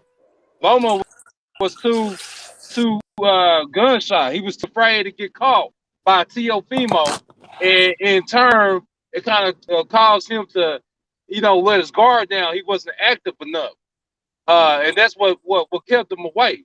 Like when, say for instance, with Richard Comey and Loma. The key to beating a lot of these boxers is just staying busy, keeping that jab out there. You keep the jab out there, and they keep eating that good old fist, that knuckle sandwich. That's gonna make them kind of apprehensive, and that's what happens a lot. That's why Spence and better beef. That's why they had so much in Golovkin back in the day. That's why they had so much success. They just kept hitting. Yeah, That's the key. yeah. It keeps people. The thing with the jab is it's your best offense and your best defense because it sets up other punches, but it also keeps people at bay and it keeps people preoccupied. If they're too busy thinking about your job, like what you're saying, Stephen, they're not thinking about getting their shots off. They're thinking about how they're stopping your jab, which then enables you to distract them and you can work the body. You can go behind the guard or you can double up or you can use your backhand, which gives people options. And that's probably why Lomachenko's effective, even though he's so short and he's mid to short range, because when he's aggressive with a jab, you're thinking, hang on, do I counter it, or do I block against it, or do I lead off, and so he doesn't get to use his jab. But by the time you've done that, he's hit you to the body, and he's did that thing that he does with his footwork, and he goes on the angles. He goes on your right hand Hmm. side, and he's got that right hook behind your guard, and he's scoring points. He's winning a round by doing that. He does that Yeah, four or he's five winning times in a around. round, and he's winning the round. You know who you know who he got a lot of similarities to? He's very similar to, not in terms of their style, but in terms of the same type of approach to boxing. Is him and Manny Pacquiao. They have this kind of like similar similar philosophy on how they approach a boxing match. They're gonna Mm-hmm. use a lot of footwork and kind of angle to angle, Mm-hmm. when their opponent kind of guessing where Yeah, they're gonna get hit at, yeah, and speed, yeah, that along with power, it makes for a very Loma or a very victorious Pacquiao. What y'all say? yeah, yeah. I agree. I think you got to remember as well, the shots that you don't see are the ones that hurt, and they're very quick fighters, the pair of them. In my opinion, Pacquiao's far more explosive than Loma, but don't forget Lomachenko went on that run of just stopping people. You know, wasn't he called there? No, Lomachenko at one point. He was just, he wasn't knocking people clean out, but he was just beating people up to the point where they were just quitting. They couldn't take any more. And for me, as a purist, that's more impressive, you see, because you're beating the fight out of somebody. Yeah, I'd agree with that. These were good names. They weren't like they weren't bums. For example, Little Penny was talking about Walters before. Lomachenko made sure he never came out of a particular round. You know, the list goes on, where Lomachenko was just making sure that people, people weren't coming out, and he was winning those fights comfortably. And these were good fighters. Gary Russell Jr. is a good fighter, and he couldn't get anywhere near Lomachenko. Ray, Loma, he probably walks around, like when he's not fighting, he probably walks around, I don't know, maybe 145, right? And then when he trains, he rehydrates back down to 135. Manny Pacquiao walks around at 142. He has to eat 5 times a day to even get up to, like, when he's in the weigh-in, he weighs in at 144 or 145. Mm-hmm, So in that case, how come Loma hasn't gone up to 140 and 147 and did what his predecessor did, which is Pacquiao, and fight the big guys at that weight classes? Because he's too small. I think it was the power, to be honest. I've just said before, he's not as explosive as Manny Pacquiao. What you got to remember is, Little Penny, in my opinion, if a fighter's moving up and they want to be successful, they need one or two things. They need to be really powerful, or they need to have a very good skill set. Very, very good. Loma's got a very good skill set, but doesn't have that power. You could probably argue there needs to be a third thing, and I would say probably, because it's not essential, where you need the stature, the physical stature to carry the weight well. Loma's probably reached his max, bearing in mind you could argue he's probably a featherweight, and he's fighting at lightweight. Now, Pacquiao, okay, he doesn't have that physical stature, but he's explosive, and he's got a very good skill set himself, and his power could trouble people. And a heavyweight, Loma's probably wouldn't. So that's why I think it's just, you could say the same with Golovkin. Golovkin's bigger than Canelo. He hits harder than Canelo, but he stayed at middleweight. Yeah, that baffles me. I don't know why Golovkin is staying at 160. He should have went up to 168. You could say the same with, Marvin Hagler and Tommy Hearns. But Tommy did go up though. But Hagler didn't. Hagler didn't. Yeah. That's the point. And who was the bigger guy? I would say this: some fighters just like staying in one division and dominating. But I can't really say it for Golovkin because he's not exactly doing it right now. Back then in his prime, he was doing it. He was, but now I can't really. I tried to defend Golovkin now, but I don't know what he's doing really. I mean, he's trying to fight Morata, which is a big money fight, which he has been wanting to do for ages now. But I can't, defend him on certain bits, like him wanting to be undisputed, as he once said. I don't really think he's aiming for that at the moment, and I think the reason is because of this. I mean, none of them wanted to fight when he was in his prime, but now because he's old, I'll fight him. I mean, Golovkin doesn't respect that. Golovkin's probably not going to give him a chance, which I don't blame him, but that means he would probably have to do something about it. You know what it is? To be fair, would a prime Golovkin beat Beterbiev? When now? No, not now. I'm saying like the Beterbiev now, the prime version of Golovkin. Like I'm saying when Golovkin was on fire. That's what I'm saying. You mean Beterbiev now? Yeah. Yeah. It's a hard one, isn't it? I don't know. It would have been a good fight, though. I think Beterbiev would have won. I like Beterbiev, and I think I'm the only person that would pick Beterbiev to beat Canelo. I picked Beterbiev too. You would as well. Yeah, I think he would do. I think he would. Me and Little Penny see as a 50-50, but I think we edge towards Canelo. I don't know what Little Penny is that true, right? Yes, correct. Yeah. So I think. So I think Stephen picking Beterbiev, you pick Beterbiev, Makai Beterbiev, but me and Little Penny have it 50-50, but we'll slightly edge towards Canelo. With Canelo's got no footwork at all. He's very flat-footed. I mean, that's you kind of need footwork when you find Beterbiev. That's why. Do you think he's flat-footed? Canelo's very flat-footed. Makai or Christian? Canelo is flat-footed. Canelo is flat-footed. He is flat-footed.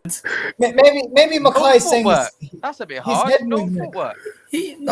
Come on, Canelo is very flat-footed, guys. He is very flat-footed. Do you know what it is? I think people are getting Beterbiev, in terms of when they say forget about his chin.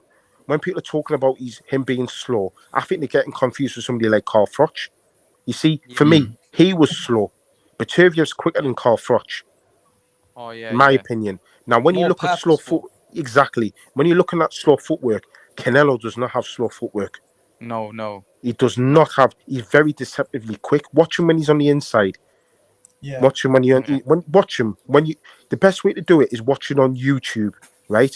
So you can slow the frames down, right? And then watching in real time. Watch him when he's in the inside. He's very quick. He's up at body movement, head movement, and his feet and his hands as well. I know he's fast. It's just he hasn't got like the feet like let's just say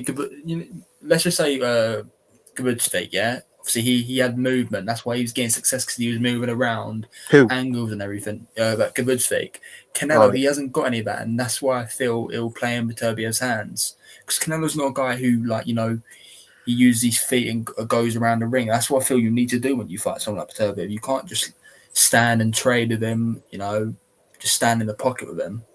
Yeah, I think I know what Makai's referring to. I think sometimes when we see Canelo and he's so quick and he's so elusive, I think it's more his body movement and head movement. But in terms of footwork, I'm going to slightly agree with Makai here. I don't think Canelo is like a Mayweather where he's like cat quick, or he's like a Pacquiao saying, that's what I'm saying. That's what I feel Canelo would need to beat Beterbiev. But I mean, Canelo is very strong, though, man. He's very strong, so he definitely could potentially knock Beterbiev out. But I wouldn't bet on it. But Canelo is very strong. But Makai, Canelo is so skilled right now, and I don't know if Bateviev can take what's coming to him, because Bateviev is not a defensive fighter; he's just offensive fighter, and these are the kind of fighters that Canelo like. That those guys that move forward to him, because True. Canelo can punch himself. True, but we're not talking about somebody who just walks forward and does nothing. We're talking about a bulldozer here. He hasn't just stopped anyone. He stopped all these 17 of his opponents. Yeah. And Marcus Brown's no slouch. Yeah, he's a Is he good really? fighter. I think what you got to remember is, yeah, okay, Canelo will get him on the counter punch. We all know that when he walks forward. But can he cope when Bateviev lands on him? You got to remember, I keep saying, Kovalev was beating Canelo up until that point where he got stopped. Canelo was really just getting faced with a jab from Kovalev. Right. Did So what- Kovalev really hurt him though? Did he hurt him? Well, I hadn't finished my point. So Kovalev was just landing the jab. That was it. So no, to answer your question, it didn't hurt him. If Kovalev was landing just a jab on Canelo, pushing him back, not letting him do his business and winning the rounds, Bateviev hits so hard, when he lands one clean, he lands another. Because he stay hit. And that's a problem Canelo's going to have. If Canelo doesn't have as quick as feet as what Makai is saying, if he gets hit and he's stationary, that's going to fall into Bataviev's hand. Yeah, because that's what I'm saying. Yeah, that's what I'm trying to say. Yeah, because Bateviev then is effectively fighting a punch bag, and this is how he wins his fights. Look at the Marcus Brown fight and the other fights before that. When he gets you hit, you stay on the ropes, so you stay in the corner. You become a punch bag, and it's very difficult to get Bateviev off because Bateviev is very, very physically strong. So this is what I mean. Can Canelo get himself out of that situation? My answer is no. He could do probably against a middleweight, not against a massive light heavy. Could he hit Batavia with an uppercut and completely wipe him out, like hit him with a big shot and hurt him? I would talk Batavia, 6'1". 6 foot, yeah, about 6 foot. I mean, it's possible because look, Canelo's got that in his arsenal, right? It's not as if it's beyond the capabilities of doing that. Could he knock him out if he doesn't see it coming? Of course, but I don't know. I mean, I can't say no because you can't say that with Canelo. He's got the skill to do anything. I just think Bateviev is a different kettle of fish. He's so physically strong. And I've always said it. I'm old school when it comes to boxing, and I think that a good biggin always beats a good littling. And I know we're talking about a special fighter in Canelo, but there comes a point where it's just too big.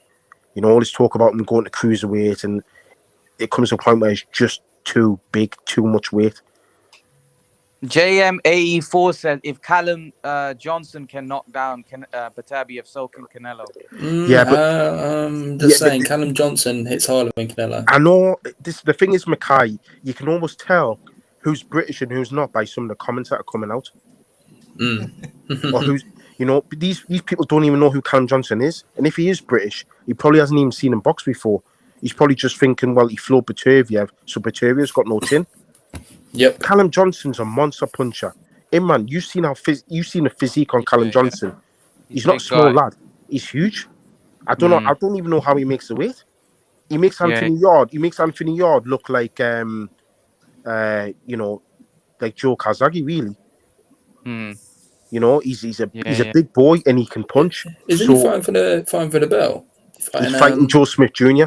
Oh, that's a very good fight. I can't remember when that is, Makai, mate, to be honest. Imran, do you know when that fight is? Is it next month? Yeah, I think it's January 19th. Something like that. It's something like that. But the thing is, the point I'm trying to make is Callum Johnson's no slouch. I think he'll get beaten that fight, but at the end of the day, if Callum Johnson hits you clean, you'll know about it. Which is why people like Buatsi aren't fighting him. If Callum Johnson was a mug, people like Buatsi would have fought him by now. To be fair, Bataviev got back up and knocked him out in the next round. Exactly. Yeah. If he had no chin, then he wouldn't be able to do that, would he? No. No, Who was that? Who but was that Beterbiev fighter? got floored early on in his career as well. I'm sure he got knocked down early on in his career, and he was fighting on Showtime, and he got put down early on. I do think Canelo could hurt him. I think I don't know whether he can knock him cold, but I think he could hurt him. I definitely think he could. Listen. He might be able to. Can y'all hear me? Yeah. Man, that thing is crazy. Keep on kicking me out. He might be able to hurt him, but he ain't gonna hurt him alone. You know what I'm saying? Just, he ain't gonna hurt him to where Beterbiev is gonna be out for the count. Beterbiev is real tough. Man, did y'all see that gash he had on his head? Yeah. I mean, that was brutal, man. And he seemed like it seemed like that woke him up, man. I mean, Canelo, he gonna have a long way. He gonna have a long night ahead of him, I think. Yeah, Steven, I'm not saying that Canelo will knock him out in the second or the third round or anything. I'm saying like Canelo will gradually break him down and then maybe knock him out in the 11th or 12th round. You know what I mean?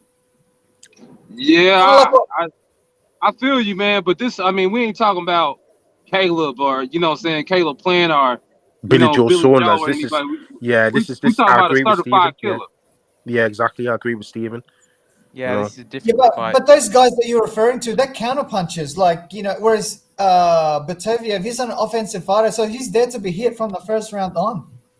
He's there. You know what? It's crazy. I'm gonna say this, and this might sound a little wild than I'm saying it, but Beterbiev, he's almost built to take punishment. He's almost that's almost the name of his game. He's built for that. Yeah, you know a bit like what I'm Golovkin, Yeah. And you see what Golovkin did. So man, you talking about Golovkin times 5. I mean, just think about what we're saying here, man. How tall is Beterbiev? 6 I think he's 6 foot 1. 6 foot 1. Yeah, 6 foot 1. Man, I don't know, man. I mean, it's I don't know, man. I can't pick Canelo in that fight, man.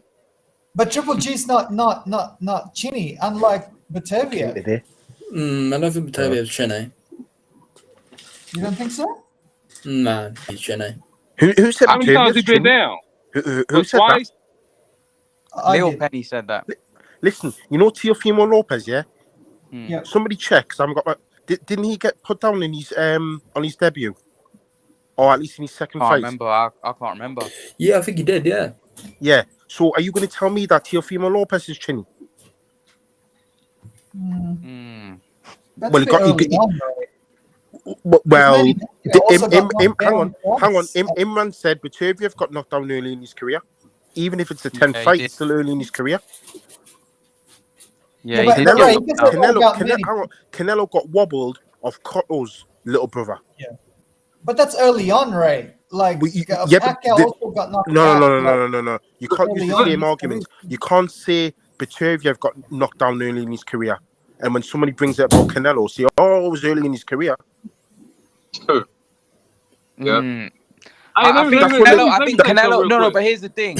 Here's the thing about Canelo. I think Canelo has proven over time with the fights that he's taken against Golovkin and that his chin is very, very it's very, very solid.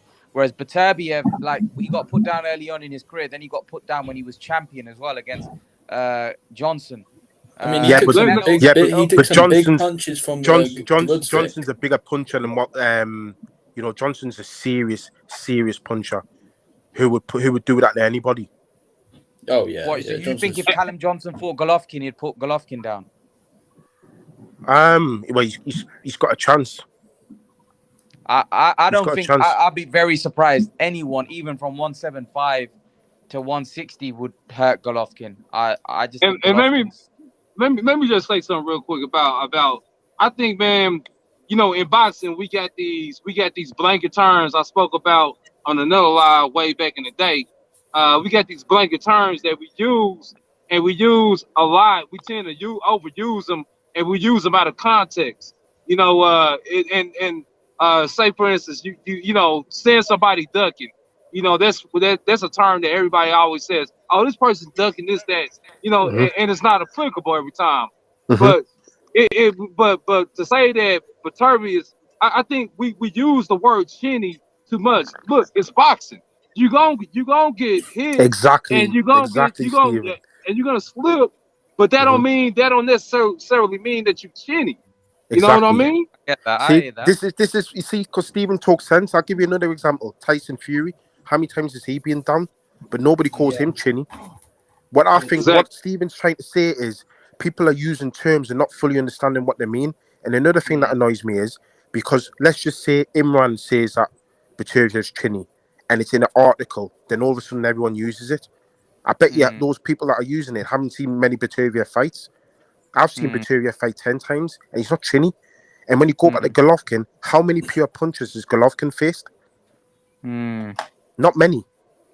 Yeah. Good point. You know, light heavyweight, they can all stop each other. So you got to think of that as well. What Stephen's trying to say is that if you go in the shower, you're going to get wet. So what do you expect? Or you swim without getting wet, as Nassim Richardson would say.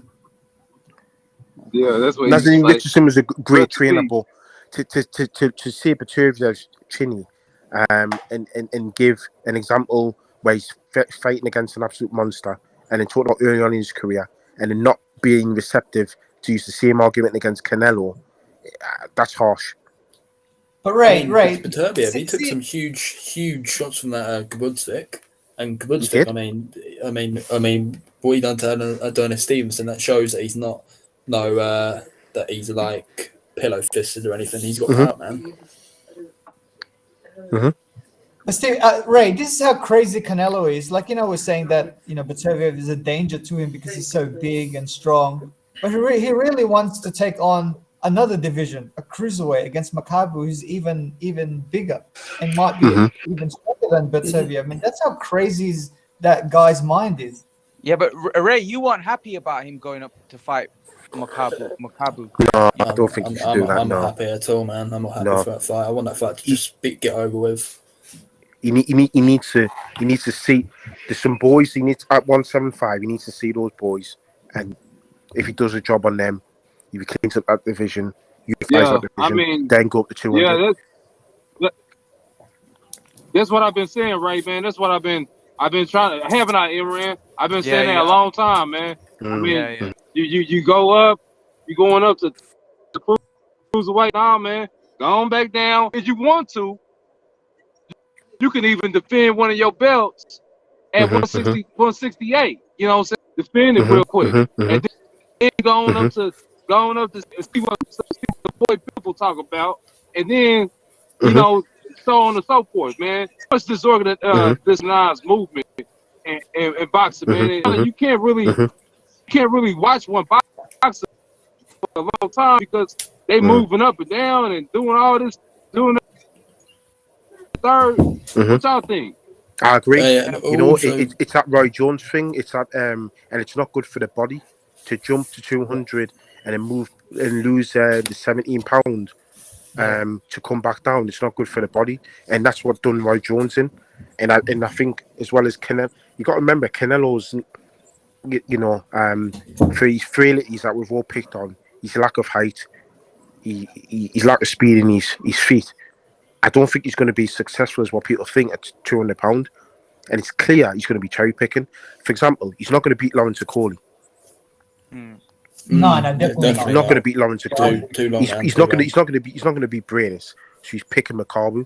That clearly tells me that he would avoid Bivol, he would avoid Beterbiev, and he would go for an easy option at 200 pounds. What credibility did Zach give him? Ray, Carl Frampton, he said that Canelo beats Bradis, but he wouldn't get. He thinks Beterbiev has more of a dangerous fight than Bradis. Yeah, he is. I don't think he beats Bradis. I don't think he beats Beterbiev, and I don't think he beats Bradis. These guys are small heavyweights. Yeah. Bradis is massive, and Bradis gave probably his hardest fight of his career. Exactly. Yeah. All right.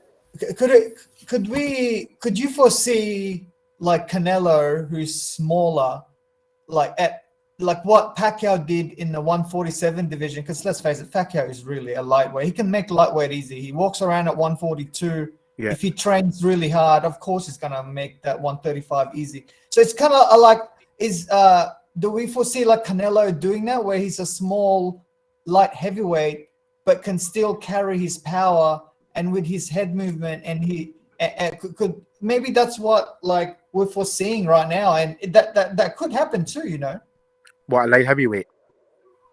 Yeah, Canelo, Cruiserweight. light heavyweight, where he's but doing the same thing as Pacquiao was doing in welterweight. at light heavyweight, he didn't look too good though, did he? I mean, I couldn't give him more than 2 rounds against Kovalev. I was really even struggling.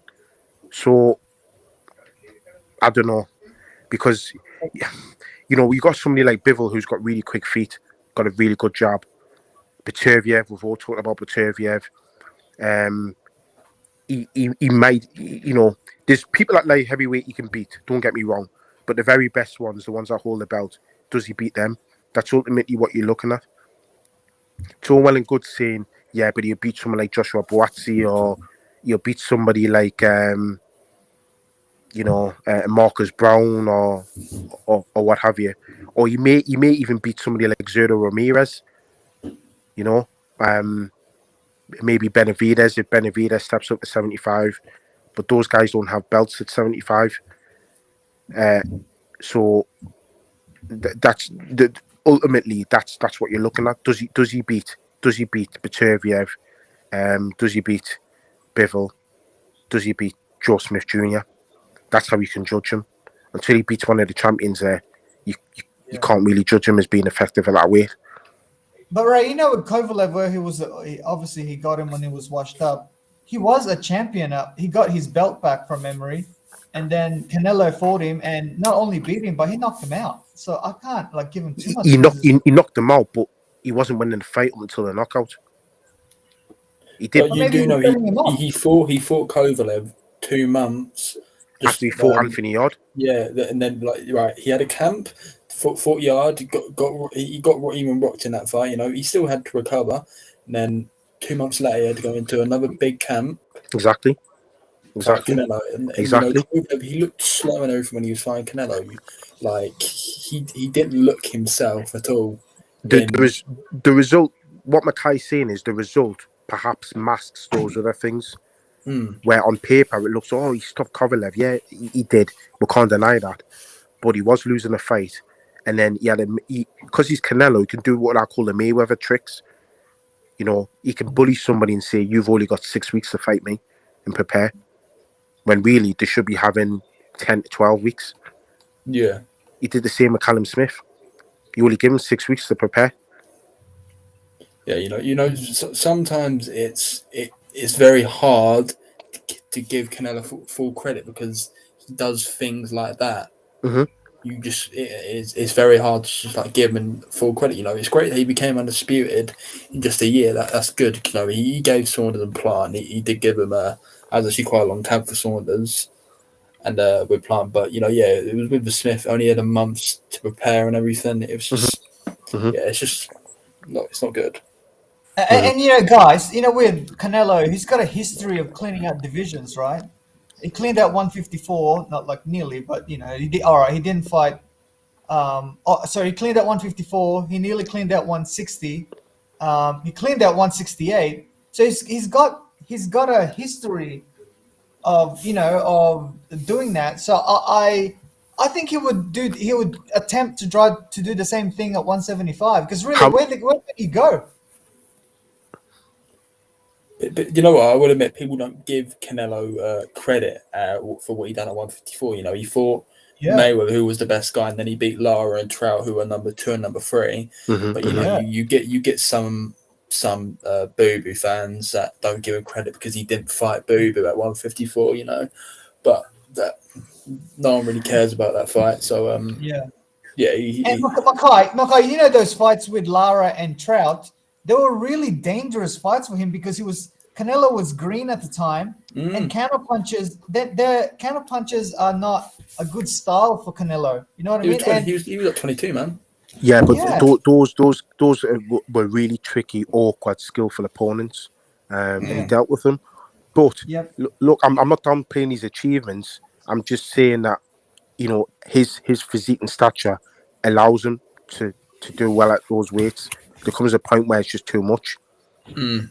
You didn't see Mayweather going to 60, did you? It was too much. Yeah. Now, Yeah. those extra pounds, those extra £7 is going to be too much. Half a stone, I think, it's going to be too much going because the guys get bigger, they absorb, and they used to absorb in bigger punches. The rehydration, the bigger and the stronger. It's all well and good saying, oh, he spars with Frank Sanchez in the gym, he spars with Andy Ruiz in the gym, but it's different when you got smaller gloves on. Right, I think the reason why Canelo is going up and down in weight, I think it's because the Mexicans always respected Pacquiao, right? Because he was like at one point, I think his nickname was the Mexicutioner. He was taking down like all of these Mexican fighters, even at 154 and 157 with De La Hoya and Margarito. I think when he grew up on that, I think he probably wants to replicate like what Manny Pacquiao did and what Henry Armstrong did before him, where they're going up and down in weight because it makes you like a pound for pound great. And I think that's the reason why he's going up to cruiserweight, coming down to 175, or even maybe defending his 168 belt against Benavidez. You know what I mean? I think that's what he's trying to do. Because Pacquiao cleaned out 122, 126, 130. You know what I mean? Kind of like what he's doing at 154, 160, 168, and then going up and down in weight. You know what I mean? I think that's what he's trying to replicate. Mm-hmm. Yeah, possibly. I mean, could be, but I also think that he's looking at going on opportunities, and he sees the opportunity. I reckon if he had the choice, he would probably go for the McCarville fight at cruiserweight, then go for Beterbiev. That's what I think. Yeah, Ray, is McCarville a cherry pick? Yeah, because you're avoiding Beterbiev and you're avoiding Bivol. Mm-hmm. Yeah. As I was saying with the Pacquiao comparison, with Pacquiao when he was moving up though, he was fighting the best guys. Canelo, he has fought some of the best in the divisions, but when he moved up to 175, he didn't fight the best guy. Obviously, he's doing it with cruiserweight, so it's probably a little bit different there. Because Pacquiao, he fought. People don't give Pacquiao credit. Oh, he didn't clean out that division properly. He didn't become undisputed, but he fought the best guys, the guys that people wanted him to fight. Yeah, there are a lot of people that a lot of people want Canelo to fight Beterbiev. Let's be honest. The super middleweight division wasn't exactly the strongest. Yeah, true. And in going up the light heavyweight, he fought Kovalev after the fight with Yard. Why didn't you not just go straight for Bivol? Yeah. If we're all saying that Bivol hasn't got the power to keep Canelo off, okay, why did you not just fight him then? I mean, he was trying to fight Bivol, but he was trying to get Bivol to come down to 168, where he would have been drained as hell. No, he should have. You're right, Mackay. But what I'm saying is, he's gone up the light heavy. Why didn't he not just fight Bivol? That's what I'm saying. Yeah. Why not? Why do you have to fight him at his natural weight? Yeah. See, that's the only thing that gets me. It was like, yeah, Bivol was a great fight, but then this was when the Canelo Plant fight was going to fall through, and obviously then he announced he might be fighting Bivol. I was like, oh, that's actually a really good fight. It's a better fight, and then it was announced that Bivol would be moving down to 168 to fight him. I was like, oh, well, there you go. That's ruined the fight a little because Bivol's not going to be at his best. But Mackay, just to defend Canelo a little bit, wasn't that Bivol that said he will go down to 168? Right, Bivol, rather than Canelo saying, "Hey, fight me at 168." Right, yeah, right. Bivol did say that. I feel he said that because he really wants a payday. But if Canelo was, he wants to be as great as he said he is, why wouldn't he just fight Bivol at his best? Why would he make him come down? If you're the pound for pound number one guy, I'd feel you'd want to fight that guy at his best, so you'd move up to 175. Because it's way better than moving up to face Bivol than for him to come down. That's why I'd never give Ward credit for beating Chad Dawson, because he made him come down. And I mean, did we see what happened to Dawson? Like, he couldn't even take a punch. I agree. Yeah, like, he looked very. Yeah, he looked very. You look weak. Man. Yeah. Yeah, I agree. I agree with that. So, do you think if Canelo fights Beterbiev or Bivol, he's going to put rehydration clauses on them? Well, you couldn't rule it out. It's a good question, Imran. You wouldn't rule it out. You wouldn't rule it out. Yeah, the one that really gets me, you know what I was saying before, where he's got a history of, say, cleaning a division out with Canelo. Canelo's also got a history of weight rehydration clause and catch weights with like Amir Khan. So I'm definitely not ruling that one out. Like, I'm a big Canelo fan, but let's hope he doesn't put those catch weight and rehydration clauses, because that will taint his legacy. Kind of like how we analyze Mayweather, where he's got so many asterisks in his resume. The thing is, Little Penny, do you all do it? I'm sure Pacquiao did it. Pacquiao did their rehydration clauses and for people that catch weights. But Ray, with Pacquiao, he put a catch weight on was it Cotto? Cotto. Margarita, I think, wasn't it? Yeah, but with the Cotto one, Cotto was still fighting at welterweight. Like, I think with the Joshua Clottey, I think he weighed in, at 146, right? So the catch weight was 145. So it's only 1 pound, right? So it's not like, it's not like like with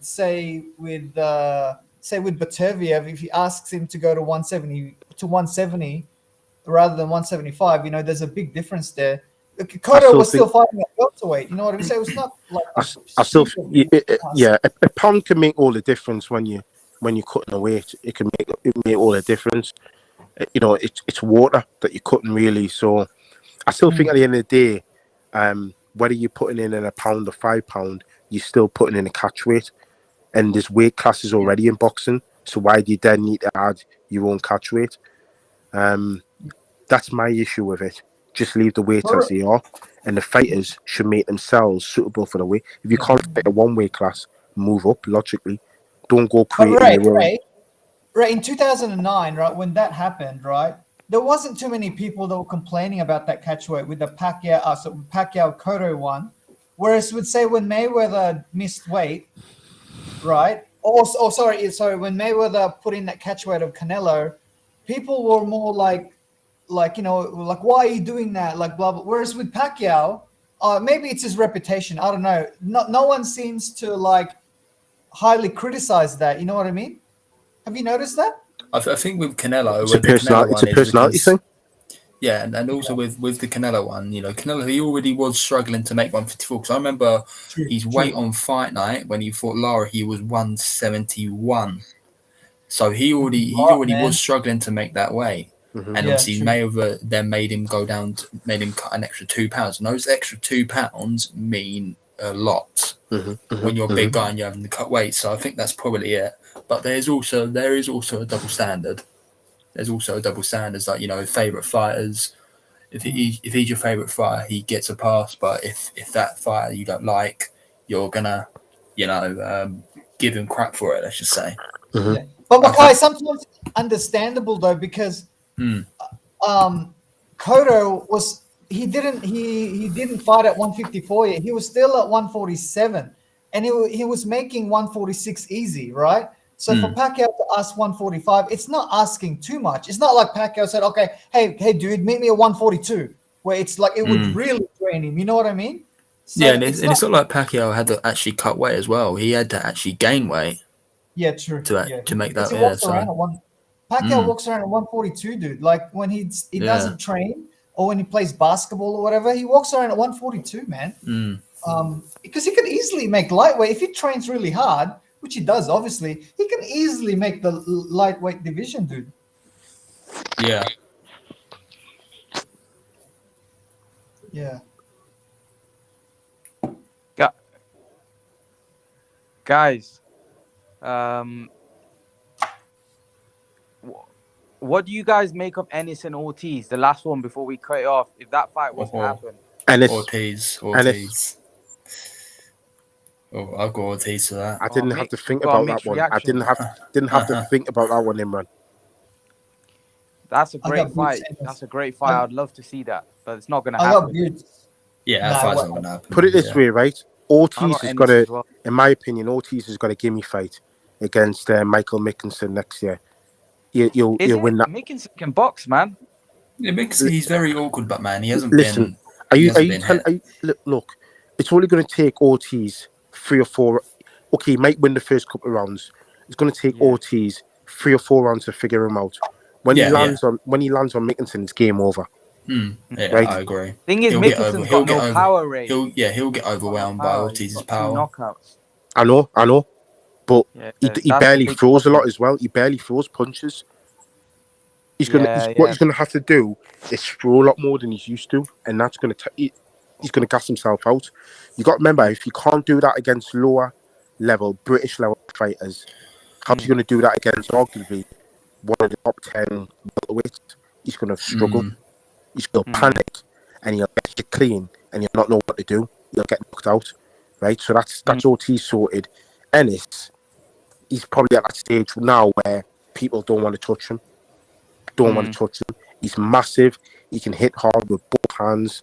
He can switch. He can be hard to hit clean. When he is hit clean, he just stands there. He's your worst nightmare. Yeah, but I mean, I'm just saying, I don't think he'll be standing there if Ortiz did land on him. You know, Ortiz is also a big guy, but he's not as big as Ennis. But you know, man, Ortiz is very good. He's very, very quick as well. He's quick like Ennis. He's got power. He can box really well. You know, I think that's a really good fight.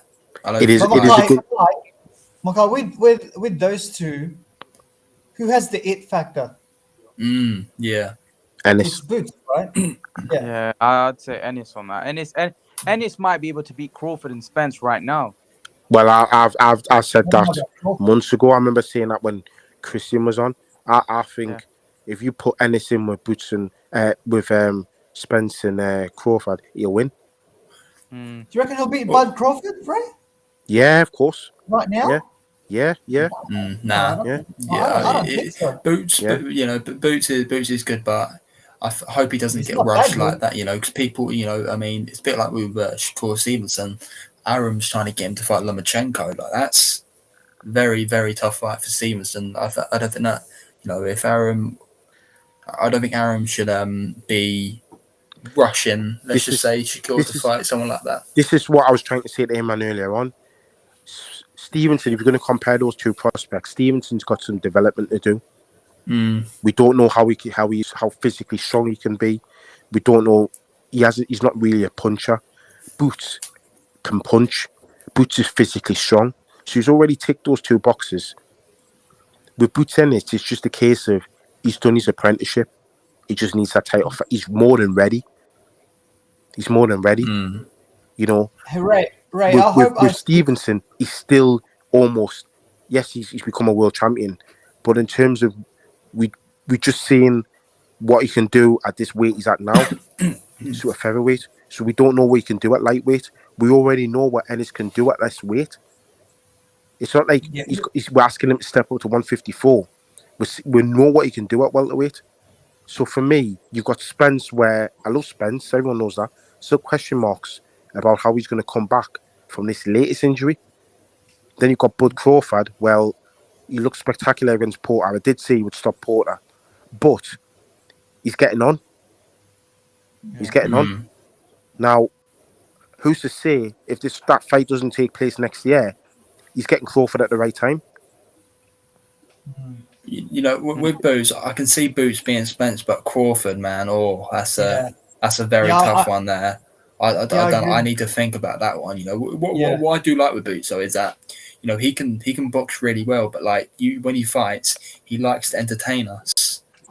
Yes, he that's why I like him, man. But if he wanted to box, he could box. That's why I think he wins the Crawford fight, because for me, he's just a bigger version of Crawford.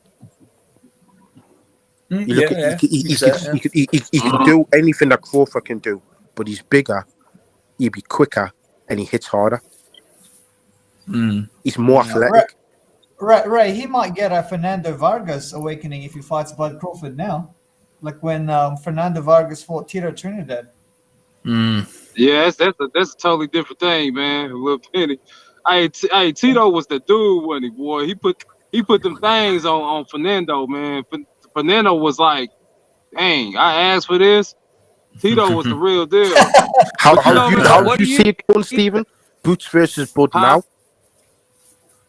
Nah, Ennis man. v I Crawford? mean, I no, you know what? I was listening to y'all, and I think, man, right now, man, I think it's a. I ain't saying it's a hype train, but I'm saying right now, Boots is really he coming into the division and he looking to make it, and he's hungry. He passes the eye test, but Mm-hmm. to say that he's gonna beat Crawford right now or even Spence, that's a long shot. I don't know, man. I will say that he got the goods. Now, people been asking for Boots, Crawford. I don't want to see that fight, man.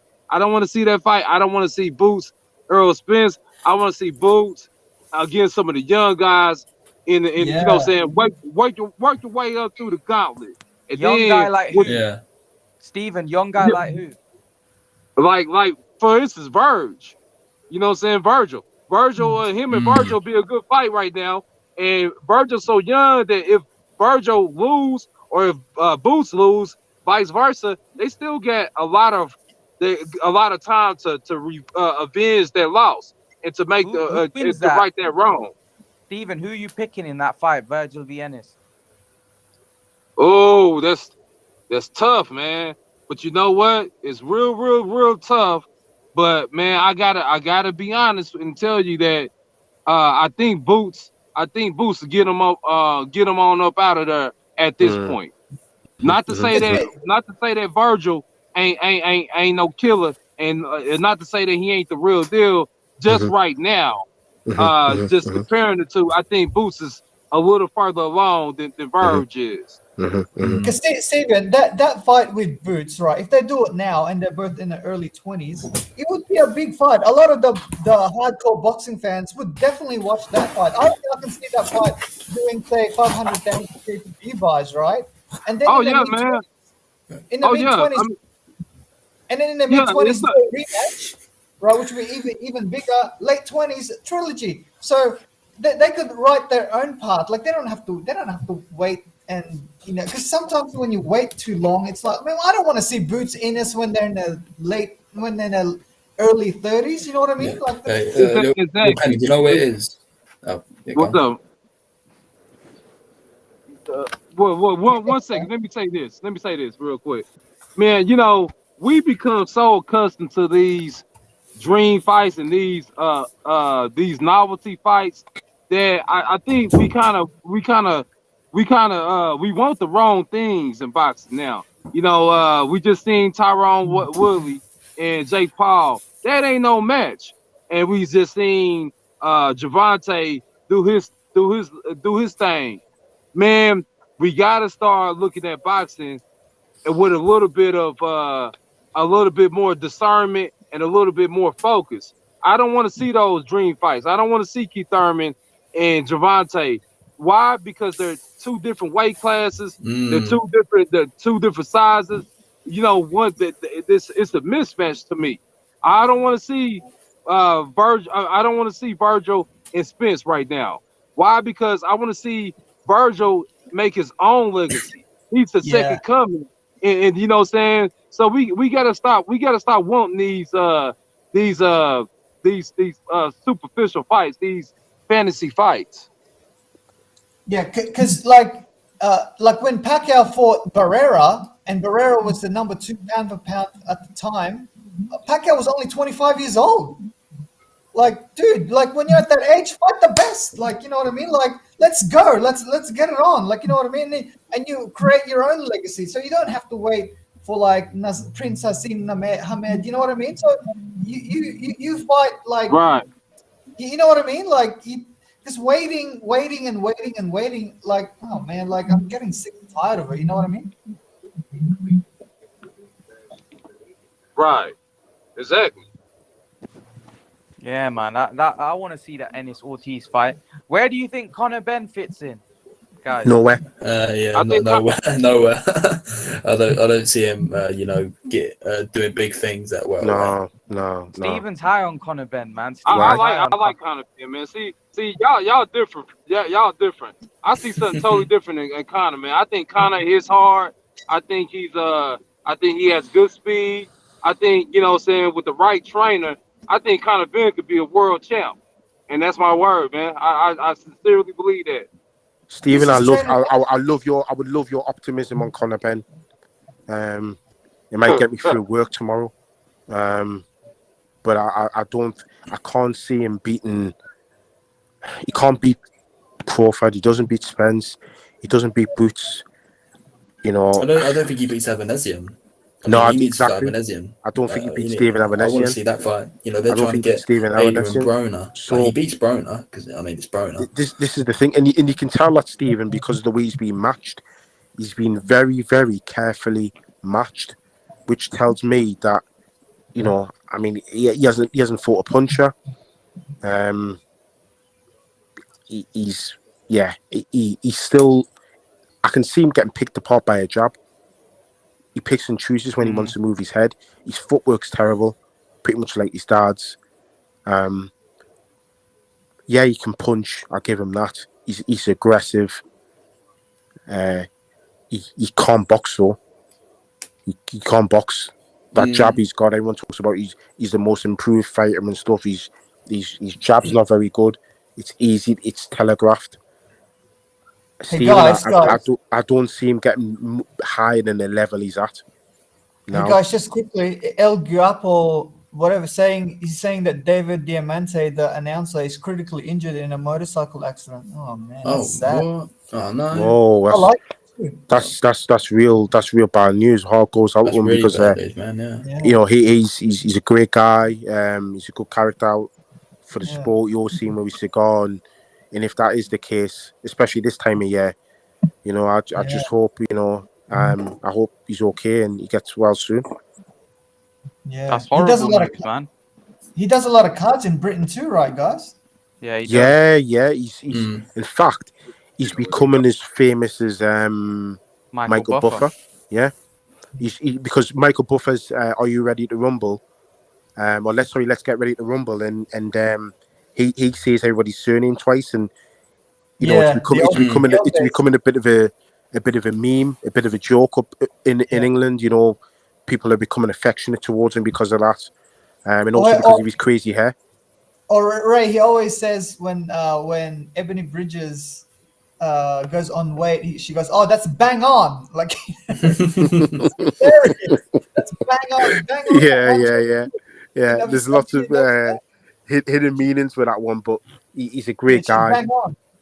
He's great. I think he's great for the sport. He's a great character, and if that is true, that's really, really sad news, especially this time of year. Yeah, man, I'm not. Yeah, definitely.